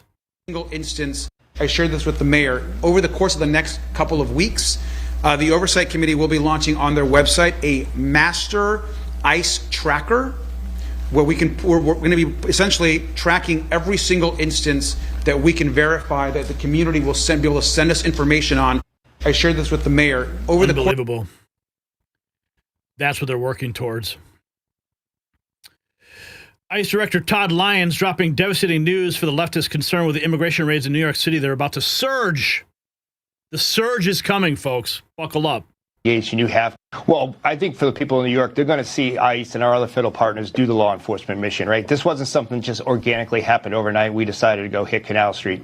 With any criminal investigation, you have to build up intelligence. You have to work with sources. You have to go ahead and have the right evidence and work with the U.S. Attorney's Office. So, but you will see an increase in ICE arrests because there are so many criminally illegal aliens that have been released in New York specifically, and especially that are being harbored in, New York, from the lack of cooperation there in New York City. So you will see us making those criminal arrests to make New York safe again.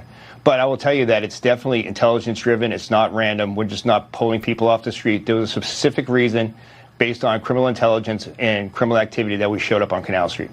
Well, I think for the people in New York... Canal Street crackdown continues. Now we need to check in with what's going on. More on those raids. Nick Shirley. Their homes and their schools and their jobs.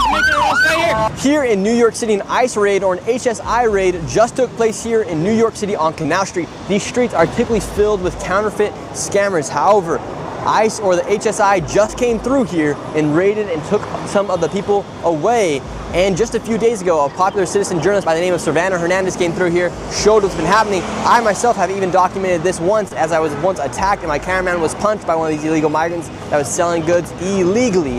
And I just caught a phone call from somebody and said, you need to go run over to Canal in Chinatown to see what is taking place. And this is the aftermath of this ICE raid. A raid just took place here in Canal Street in New York City. They came in, you got HSI, looks like you might have ICE out here, and they have taken somebody. It looks like we got a whole group of protesters that just appeared out of nowhere.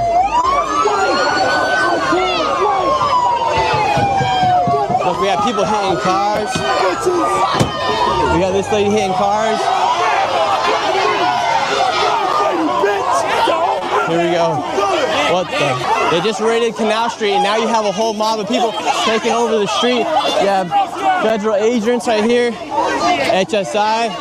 There's a whole lot of illegal activity that takes place on Canal Street.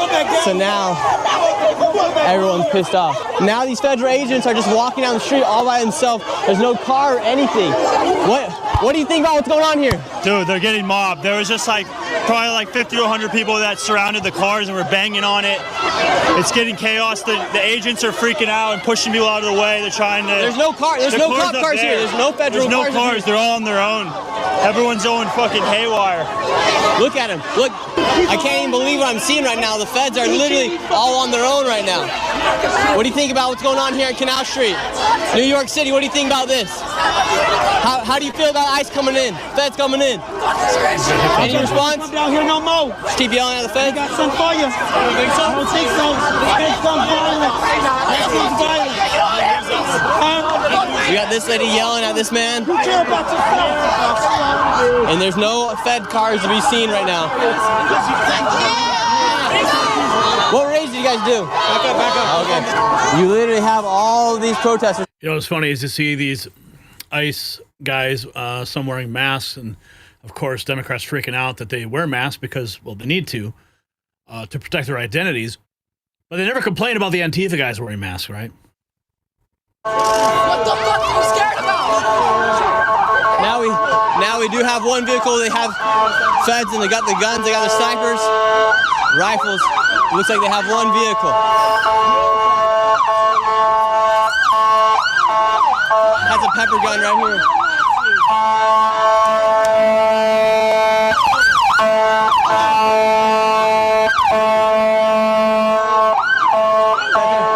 Feds are trying to move down the street. Yeah, people trying to block off the streets.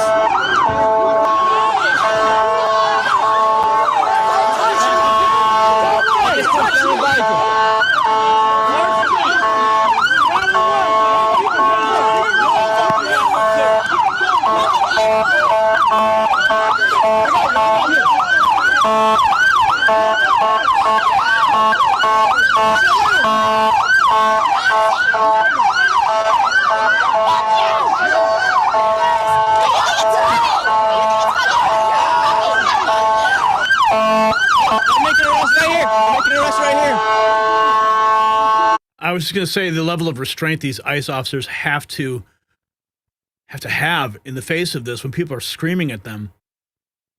I mean, anyone would just want to punch them out. Apparently, this guy, this guy got the receiving end of that. The patient's running out. Wow. We have this arrest going on right here. This is just absolute madness. Support your local ICE raid! What makes you so passionate about this right now? Get the fuck out of my face! Why? They're fat fucking Nazis. They're abducting people from their homes and their schools and their jobs, and they know what they're doing is wrong, and they don't give a shit because they're heartless monsters. The people are upset. Look at it. You have feds coming through here. They got rifles. Yes, sir. I got you. They have pepper ball guns right here as well. Now they're trying to go inside of the federal court building. Right there is the federal court building. Wow. This lady just pushed the wrist. Yes, sir. Oh.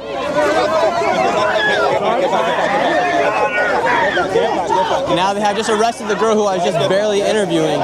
She's underneath arrest right now. Who's here? Streets of New York City. Wow.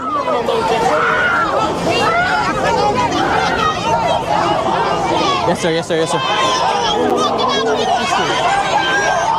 Now people are chanting ICE out of New York. How do you feel about these ICE raids taking place here in New York City? They can go fuck themselves. I am a grandchild and the daughter of an immigrant. I don't give a fuck. They would take me away if they could. Fuck them. Are you legal here? Yeah, man. Why do you have to worry? It's not about me. I'm not worried about me at all. I'm worried about all my brothers and sisters here who are trying to be legal, who are trying to do their jobs, who are trying to work for a better life. This is not fucking okay. Now you have NYPD right here defending the federal building. The feds just went in. Now NYPD has stepped up. All the feds are inside. Now they've all entered into the federal building. Now you have all of the protesters right here, and NYPD is right here. Yeah, that's right, you're shaking. You gotta look at me, bitch. I've seen you yelling at the feds. How do you feel about this? Man, what? Come on, man. We on their ass. Sorry about my language. Yeah, what do you mean by you're on their ass? Bro, this the wrong place for that. This the wrong place for that. Short ass motherfucker. You're ugly as shit, too. Now we got this guy yelling right at the police. Everyone's just yelling shame. Hey, bro. That's right. Don't look at me anymore. Shame. Oh, I mean, this just continues. It goes on and on. 12 minutes of this. I'll repost it. You can check it out if you want to watch it in full.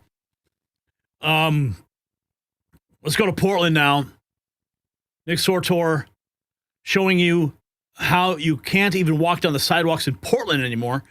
Yet just this morning they had gone and cleaned it all up and everything. Everyone says, hi, Nick. Portland ICE protest, 10/21/25. Video by Tommy for Trump 420. We're going to call. I absolutely love you right now. I was just about to go try to walk on the public sidewalk, but Yeah, we all know how that goes down here. Look at the little mini terrorist.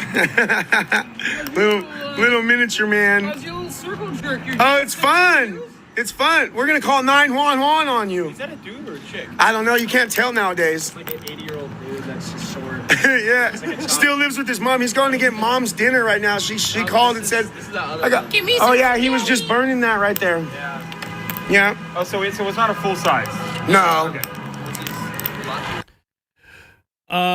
Portland Police Liaison Officer outside ICE says it's a First Amendment right for the rioters to shut down traffic on the road. He says officers will not remove rioters on the street. Video by Oregon Feminist. Andy No posting this.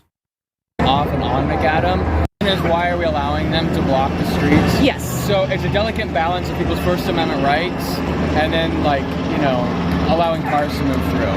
This is not a one-way situation. There are other ways to get people from McAdam off and on McAdam.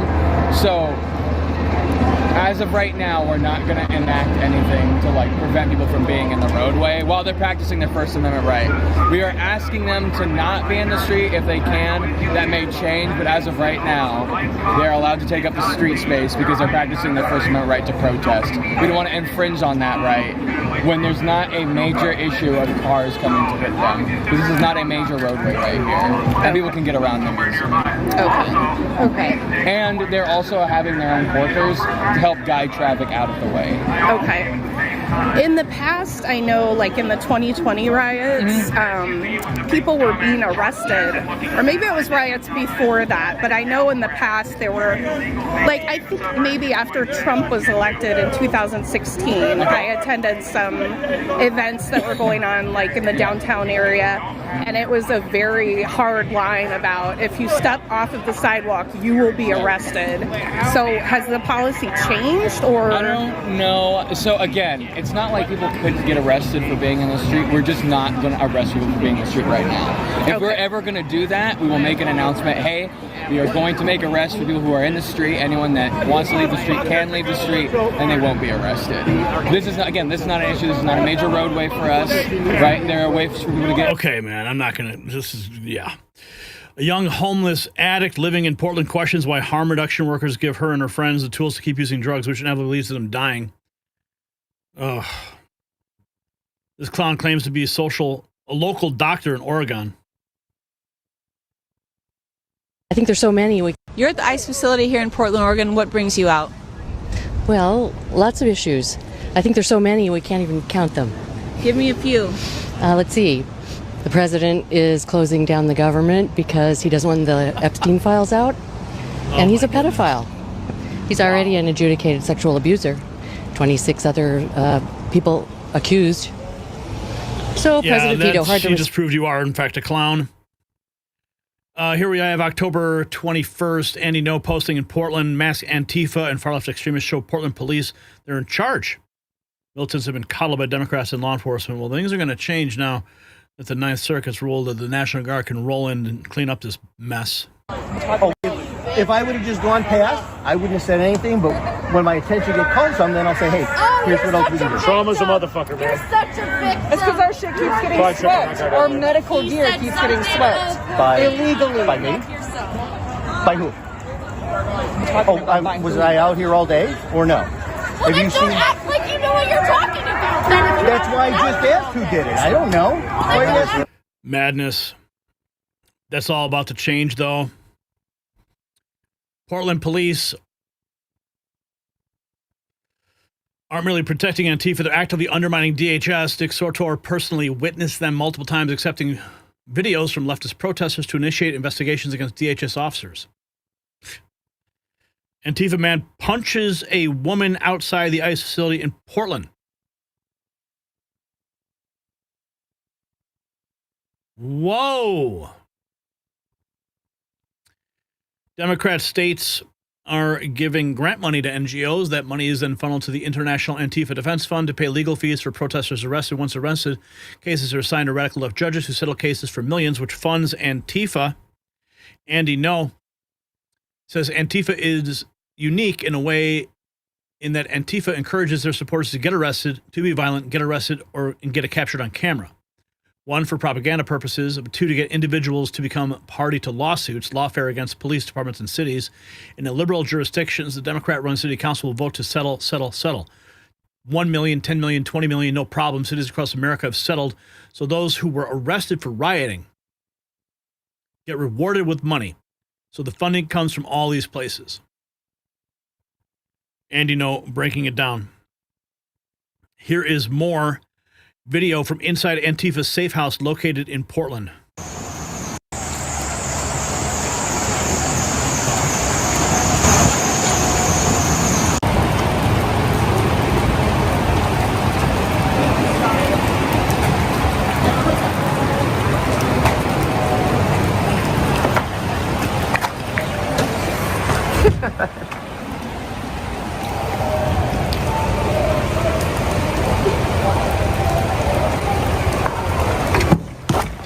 Get the fuck back, What are you bitch. doing? What are you doing?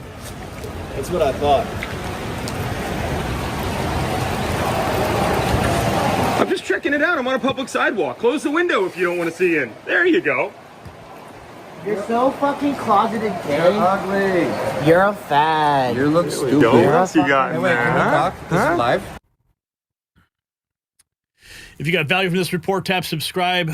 My final thought is next. So this is what law and order looks like from Los Angeles, where marshals are taking fire, to New York, where fake vendors turn out to be cartel operatives. The criminal networks are being dismantled. Illinois Governor Pritzker's cashless bail turned a state into a predator's paradise. One Venezuelan illegal committed 4 home invasions after being released 5 times. Portland's Antifa surrounded. San Francisco's David Chu threatens to arrest federal agents while the city drowns in fentanyl. Trump's not backing down. Senator Kennedy nailing it, saying that the good people of the cities are fed up with politicians who love criminals more than cops. 1,800 arrests in Chicago alone. The message clear: sanctuary cities are no longer sanctuaries for criminals. They're hunting grounds for justice. So do you support deploying the National Guard to restore order in sanctuary cities? Drop a yes or no in the comments, and you can support our fight by checking out our Next News merch shop, link below. Okay. We got Flying Eagle. We did that. AJ Cruz, Baby Lemon. Thank you. $2 for that.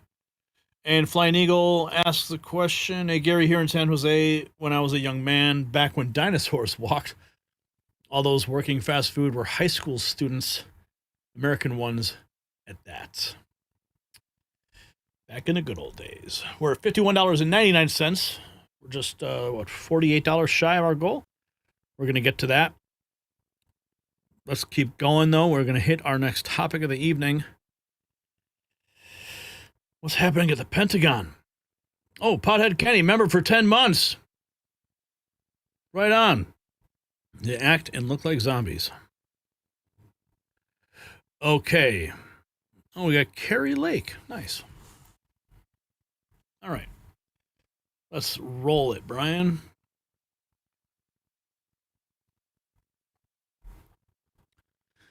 For 60 years, the Pentagon press room was a private club. CNN, ABC, NBC, they had keys to the kingdom. They leak classified information, undermine our troops, and turn war coverage into anti-American propaganda. Well, last week, they walked out in protest, refusing to sign new security rules. And you know what happened? Nobody missed them. Now something incredible is taking place. A new generation of journalists is about to walk through those Pentagon doors. Real America's Voice, Human Events, Lindell TV, outlets that actually support our military instead of sabotaging it. The Department of War just announced the future of military journalism, and the establishment is, of course, melting down. The truth is finally getting its turn. So stay tuned. Now, it has been all over the news lately.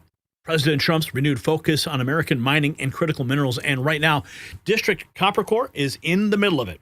Trading under ticker CAXPF, they have just announced a major U.S. partnership with Reacher Gold LLC, unlocking access to proven gold and silver assets across Nevada, Arizona, and Utah.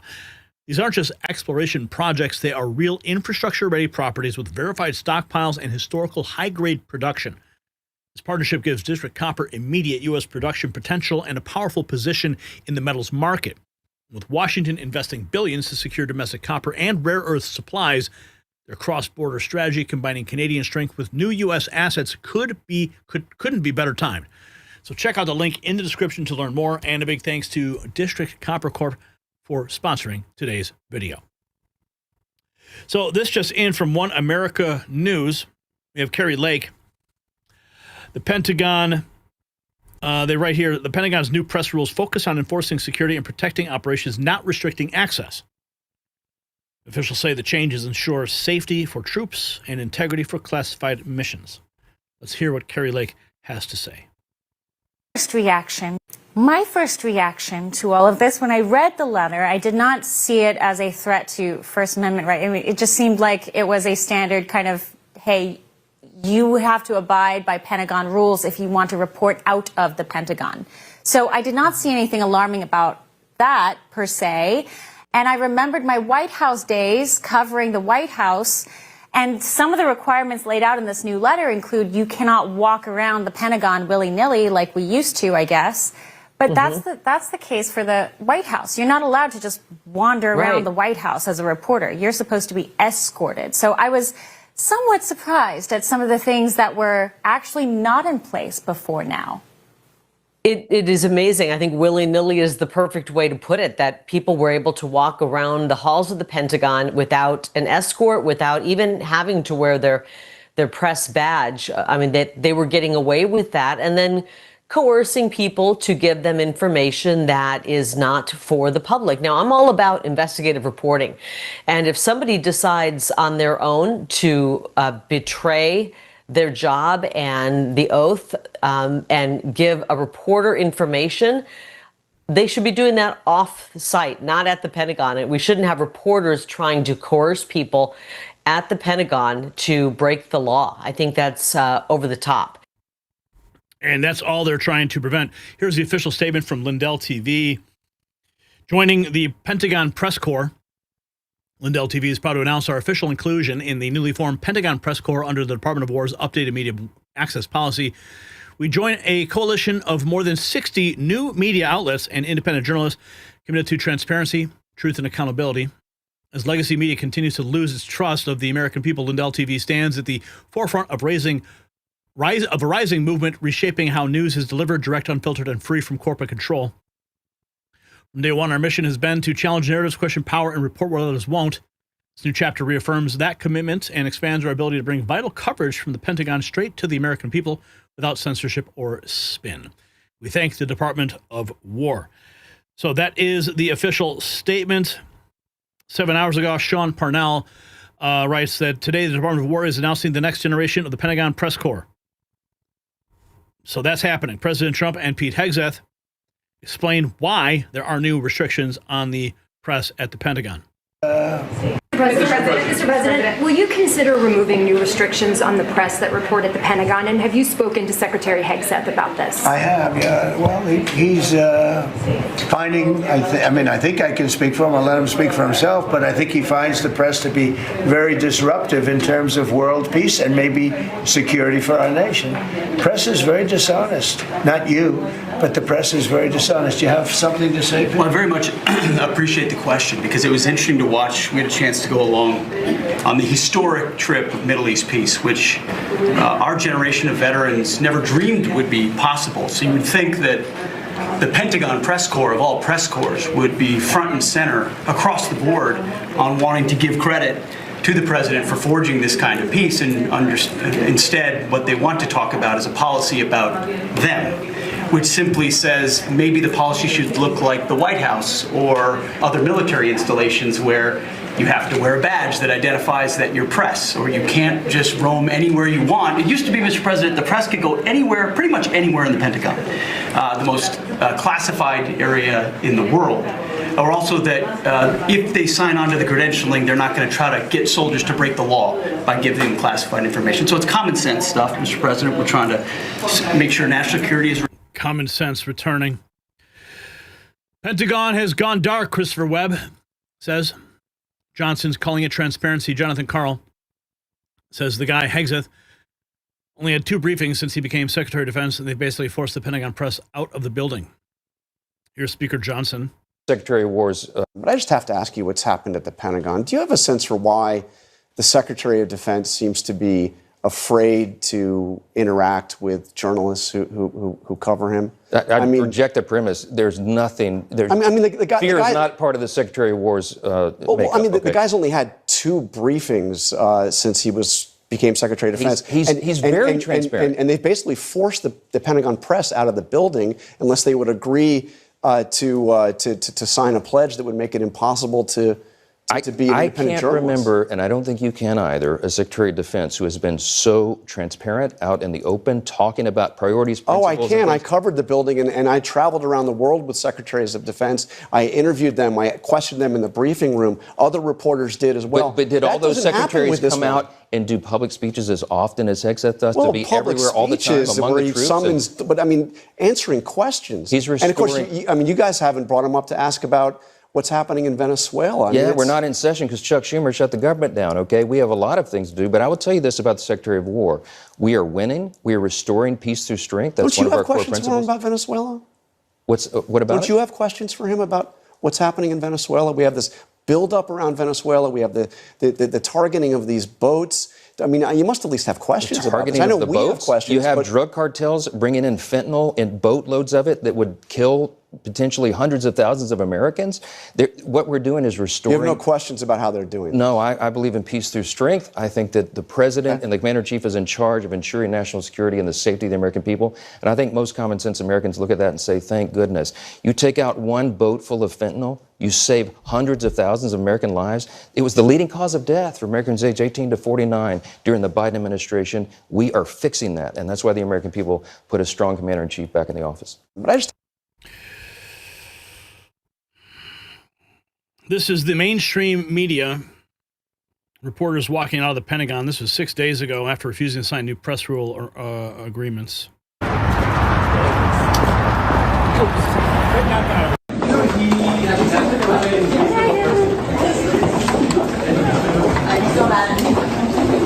We showed you that last week. Here's CNN reporters showing at the Pentagon today, handing in their press passes. Brian Stelter melting down. Pentagon announces a new right-wing press corps after the mass walkout. The Washington Post calls it that. It already was. This is the prior agreement the press had to sign. The only thing that was new on the ultimatum is that reporters had to have their articles approved by Pentagon officials before publishing security awareness briefing for media members.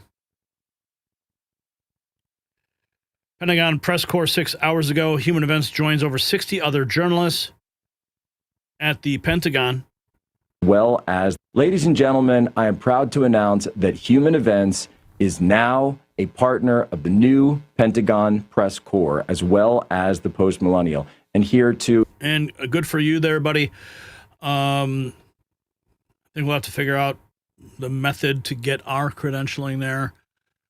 Biden's Secretary of Defense went missing in action for days. The pool reporters hardly even noticed. The Pentagon ended up breaking the story themselves. Now these reporters seem angry at the Trump Department of War, telling them they can't freely wander the Pentagon. Here is a major shift 24 hours ago.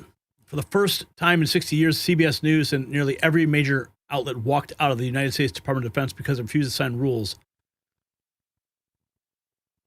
Services emptied out. For the first time in decades, CBS News is no longer reporting from inside the Pentagon.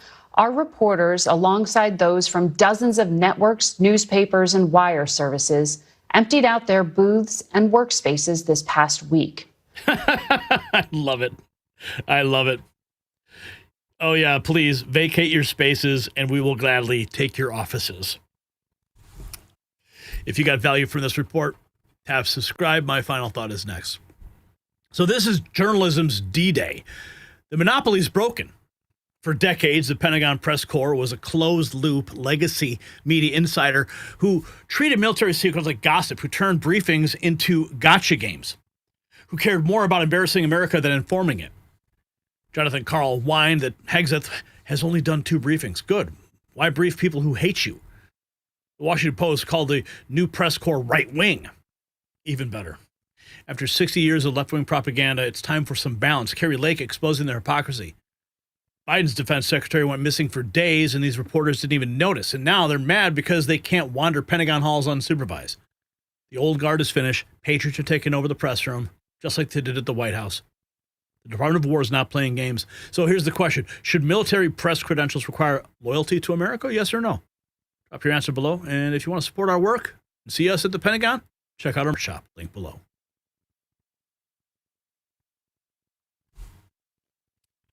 Okay, where are we at now? $51.99. We are still shy of our goal tonight. Who's going to help us get there?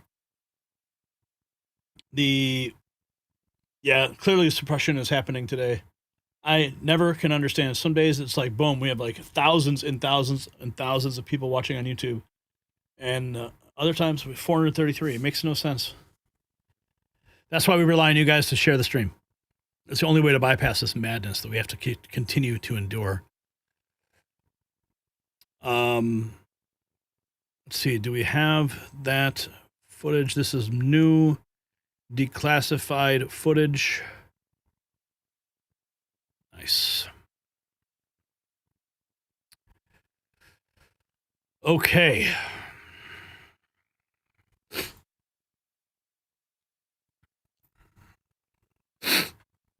Let's roll, Brian.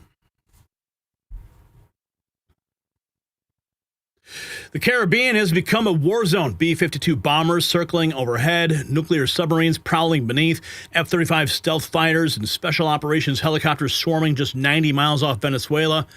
This isn't a training exercise. It's the largest counter-narcotics operation in American history. Drug submarines are being hunted and destroyed. Cartel vessels are exploding under drone strikes. Secretary of War Pete Hegseth just confirmed what the mainstream media won't report. We're killing narco terrorists in international waters. The footage is classified, and we've got it, though. The message is clear. President Trump has declared war on the poison pipeline to America, and what you're about to see will change everything you thought you knew about the war on drugs. This is real. This is happening, and now it is declassified. More video. Wait till you see this. But it's been all over the news lately. President Trump's renewed focus on American mining and critical minerals. Right now, District Copper Corp is right in the middle of it. Trading under ticker CAXPF, they've just announced a major U.S. partnership with Reacher Gold LLC, unlocking access to proven gold and silver assets across Nevada, Arizona, and Utah. These aren't just exploration projects. They're real infrastructure-ready properties, verified stockpiles, and historical high-grade production.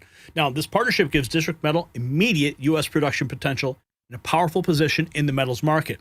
And with Washington investing billions to secure domestic copper and rare earth supplies, the cross-border strategy combining Canadian strength with new U.S. assets could not be better timed. Check out the link in the description to learn more. And a big thanks to District Copper Corp for sponsoring today's video. So President Trump in the Oval Office today. Yes, we have new declassified video. We're going to show you. It is absolutely dramatic. President Trump talking about those narco terrorists. We're going to hit them hard. Listen. Security problem. This is a national security problem. They killed 300,000 people last year. These drugs coming in. They killed 300,000 Americans last year, and that gives you legal authority. We have a national security really, I will say this. When you look at the people we're dealing with, and we know them, we know the people coming in, we know the boats, we know everything else. We're allowed to do it. It's in international waters.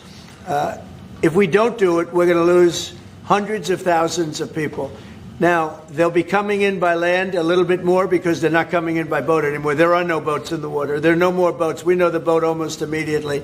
You know, it's pretty unusual when you see somebody with a fishing rod and 5 engines on the back of the boat. You know, you don't need that to go fishing. Wait. And we will hit them very hard when they come in by land. And they haven't experienced that yet, but now we're totally prepared to do that. This is a national security problem. We are going to hit them hard. Freedom Seeker posting this. Narco terrorists use different boats than fishermen. You can see the outboard engines. And it looks like those are all full of drugs getting ready to be shipped into the United States. That boat at the bottom, let's see if we can get a better shot of that. You see that boat at the bottom? Looks like it's like 4 outboard motors.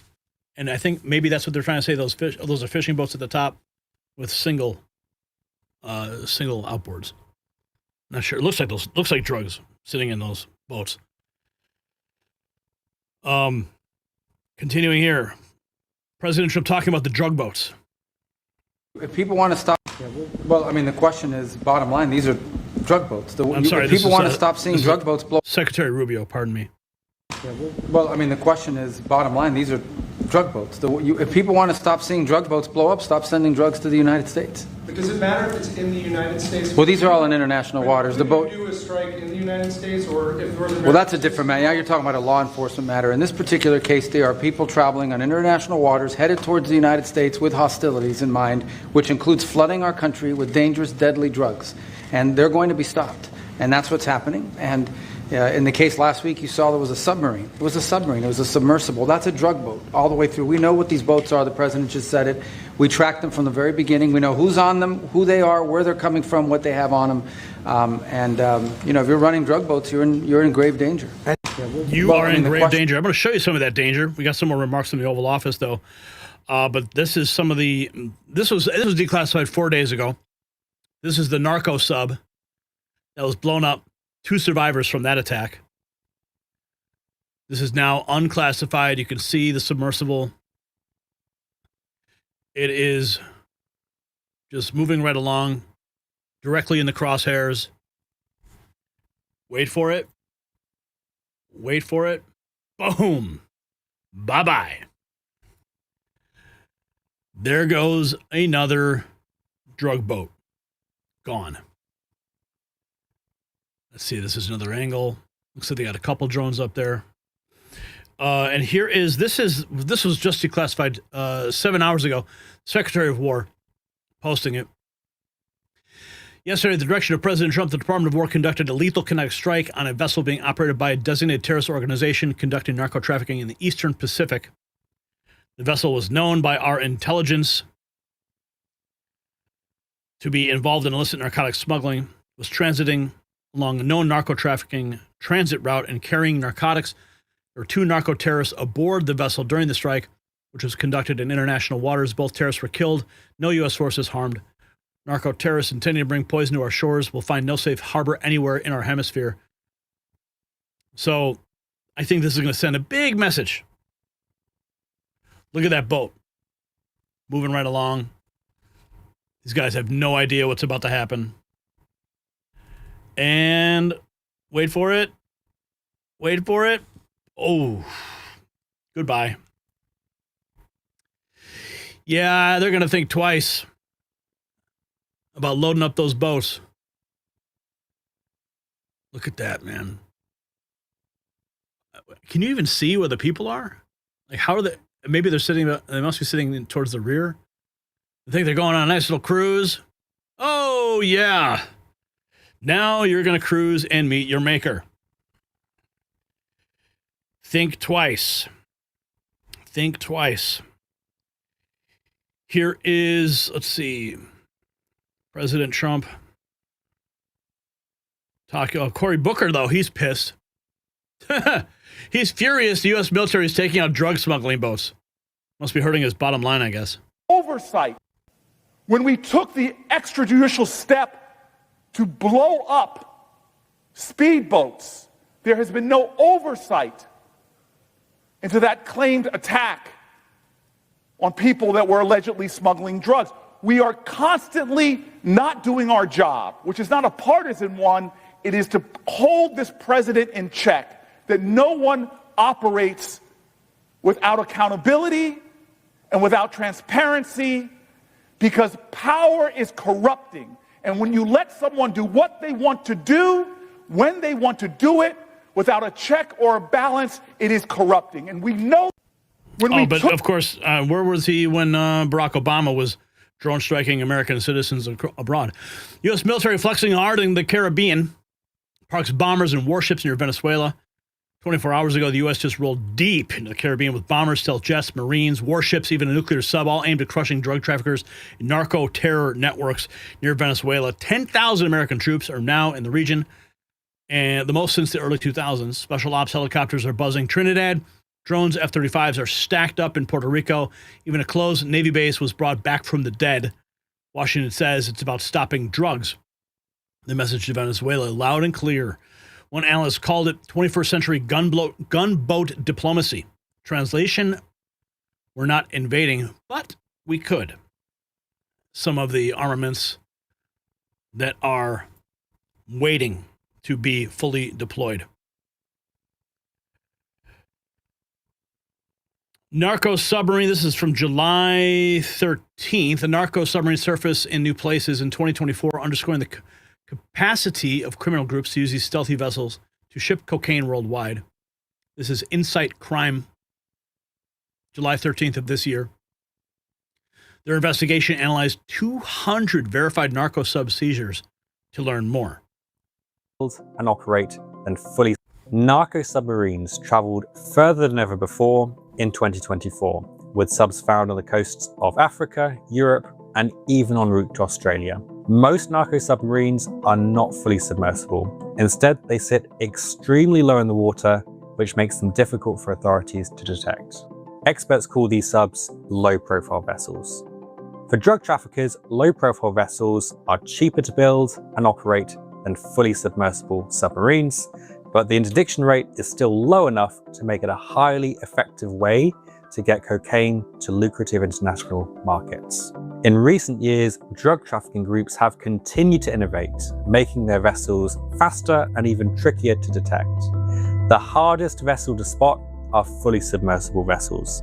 They have never been found at sea, but we know they exist because they have frequently been found under construction on land. Most narco submarines are constructed on the coasts of Ecuador and Colombia. The shipyards are hubs for criminal entrepreneurship, bankrolled by some of the most powerful organized crime groups on the planet. To learn more about narco sub design and the routes they take to get cocaine to international markets, visit insightcrime.org. Insight crime. Wow, using straight up submarines. They know they exist. I'm sure Trump will find those too. Here is a picture of one of those drug boats. All the drugs on the floor of that boat. Clearly seen in that drone image. Jessica Tarlov, token liberal over there at Fox's The Five, says the government has killed 32 people in 7 strikes with no evidence they were traffickers. What do you want them to do? You want them to go and scoop up the cocaine that's floating on the surface of the water and bring it to your studio so you can see it for yourself? The admiral leading the mission quit. If we had proof, they'd face a court, not a drone. Oh, yeah, you're going to send it? You want to use a court? I'm not even going to give this woman any airtime. Now, Rand Paul, he says no way, shattering Trump's Venezuela narrative, saying there's no fentanyl being made in Venezuela. Venezuela. Number one, there is no fentanyl made in Venezuela. Not just a little bit, there's none being made in Venezuela. These are outboard boats that, in order for them to get to Miami, would have to stop and refuel 20 times. They're in all likely going to Trinidad and Tobago, which is an island right off of the coast of Venezuela. So there's a lot of reasons to be worried about this. But number one is the broader principle of when can you kill people indiscriminately? When you're at war. That's why when we declare war, it's supposed to be done by Congress. It's supposed to be thoughtful. It's supposed to be debated. And we're not supposed to do it willy-nilly. And then when you have war, you just kill people in the war zone. And even then there are rules of engagement. But interdicting drugs has always been a criminal activity and a criminal anti-crime sort of activity where we don't just summarily execute people. We actually present evidence and convict them. Well, the difference here, Rand, is that they have been designated as a terrorist organization, and these are drug routes that are part of the supply chain that is heading to the United States. So because they've been designated as terrorist organizations, and we still have the, they're still operating post 9/11 terror laws. Okay? The authorization for the executive use of force, I believe it's what it's called. That's what they're operating under. It's never been rescinded. So by designating them terrorist organization, just like they did with Al-Qaeda and ISIS and other groups in the Middle East, they're using that same law to apply to these Venezuelan, now designated terrorist organizations who are part of the drug supply chain. So a little education for you there. I'm sure Rand Paul knew that. Cory Booker, though, he's pissed. If you got value for this report, tap subscribe. My final thought is next. This changes everything. For decades, we fought the war on drugs with handcuffs and court dates. Trump's fighting it with Hellfire missiles and hunter-killer drones. Cartel's invisible navy, those radar-dodging narco subs that move tons of cocaine towards our shores, are being turned into underwater graveyards. Pete Hegseth laying it out plain. Bring poison to America, and America brings justice to you. No safe harbors. No mercy, just steel and explosives. Of course, Jessica Tarlov's crying about due process for drug traffickers. Rand Paul claims there's no fentanyl in Venezuela. Tell that to the families burying their kids. The footage speaks for itself. Green crosshairs locking on the semi-submersibles, then flash, boom, gone. The Caribbean isn't a drug highway anymore. It's a kill box. The cartels are learning what Al-Qaeda learned. Attack America, and we will hunt you to the ends of the earth. So should we treat cartels as terrorist organizations, yes or no? Comment below. Make sure you grab some next news gear before you go. What's up, Lone Star Gemini for the win, putting us over the top. What's up? Video game controller punches and kicks in between words. Super effective. Thank you for that, Lone Star. Wow, putting us at just over 100. And then Truthy Ruthie solidifying the win with a 10 spot. Thank you, Truthy Ruthie. They got boom, Pothead Kenny. Yes, most definitely. All right. We're going to close out this show, but I did want to play another funny for you that I did play. Let's see. This is, no, not that one. Not that one. Okay, I'll play a couple for you here. I think you guys will like this. So I've been trying to make it like a habit before I go to bed at night to post like a Good Night America kind of video meme. And then one in the morning, Good Morning America. So this one was Gary Franchi as an 80s glam band rocker singing about Good Night America and Daddy's Home.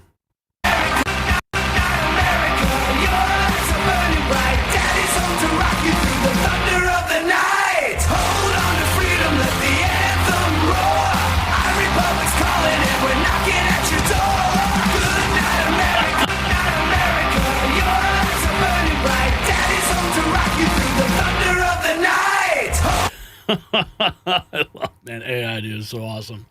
And this is my Good Morning America one. This is kind of corny, but it's still funny.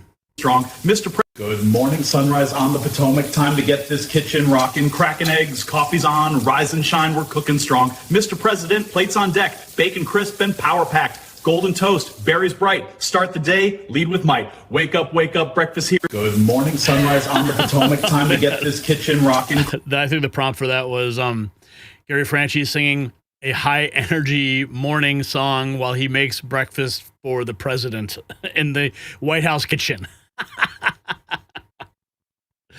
Oh, man. I'm having too much fun. So what a show we have had tonight.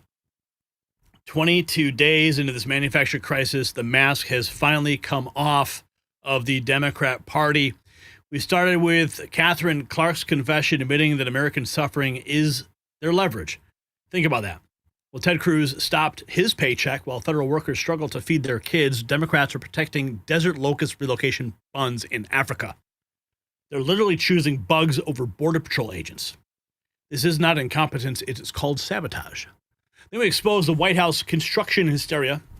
Trump using his own money to build a ballroom that presidents have wanted for decades. Hillary Clinton calls it destruction. Same woman whose husband defiled the Oval Office is lecturing us about respecting the people's house.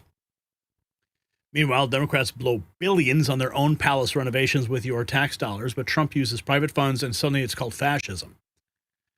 We showed you the National Guard taking back our streets, from the Los Angeles shooting in LA to the cartel operatives posing as vendors in New York, from Portland's Antifa camps to San Francisco's fentanyl hellscape, the Sanctuary City rebellion's collapsing. 1,800 criminals arrested in Chicago. The message is clear. If Democrat mayors won't protect their citizens, Trump will.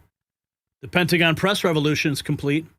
After 60 years, the propaganda ministry is finished. CNN walked out. Real America's Voice walked in. Human Events, Lindell TV, dozens of Patriot outlets are taking over the briefing room. The Department of War isn't playing footsie with fake news anymore. For the first time in generations, our military will have journalists who support the troops instead of sabotaging them. And in the Caribbean, we witnessed something unprecedented. America treating drug cartels like the terrorists they are. B-52s, nuclear subs, special forces, drone strikes on narco submarines, no more catch and release, no more playing nice. These poison peddlers are getting the Al-Qaeda treatment, and the footage proves it. Green crosshairs, explosions, and justice delivered at Mach speed. Look, I know the show hit hard tonight. That's because the truth hits hard. We are living proof of that because we're in the second American Revolution. The establishment's crumbling, the deep state's exposed, and the American people are taking their country back. So to everyone who sent in Super Chats and Rumble Rants tonight, thank you. Your support keeps us on the air, keeps us fighting, keeps the truth flowing when everyone else wants to shut it down. So keep telling your friends about the Raw Feed. Let them know there is still one place where you can get unfiltered, uncensored, uncompromising truth. And if you want to support the cause, hit up the merch shop. Keep bringing you the stories that matter. So we've got another massive show coming your way tomorrow. Until then, I'm Gary Franchi, reminding you to stay strong, stay informed, and stay free. And Brian, I'm going to play out this Good Night America. Then you can go ahead and you can close out the show. But we will see you next time on the Raw Feed. I'm Gary Franchi, signing off.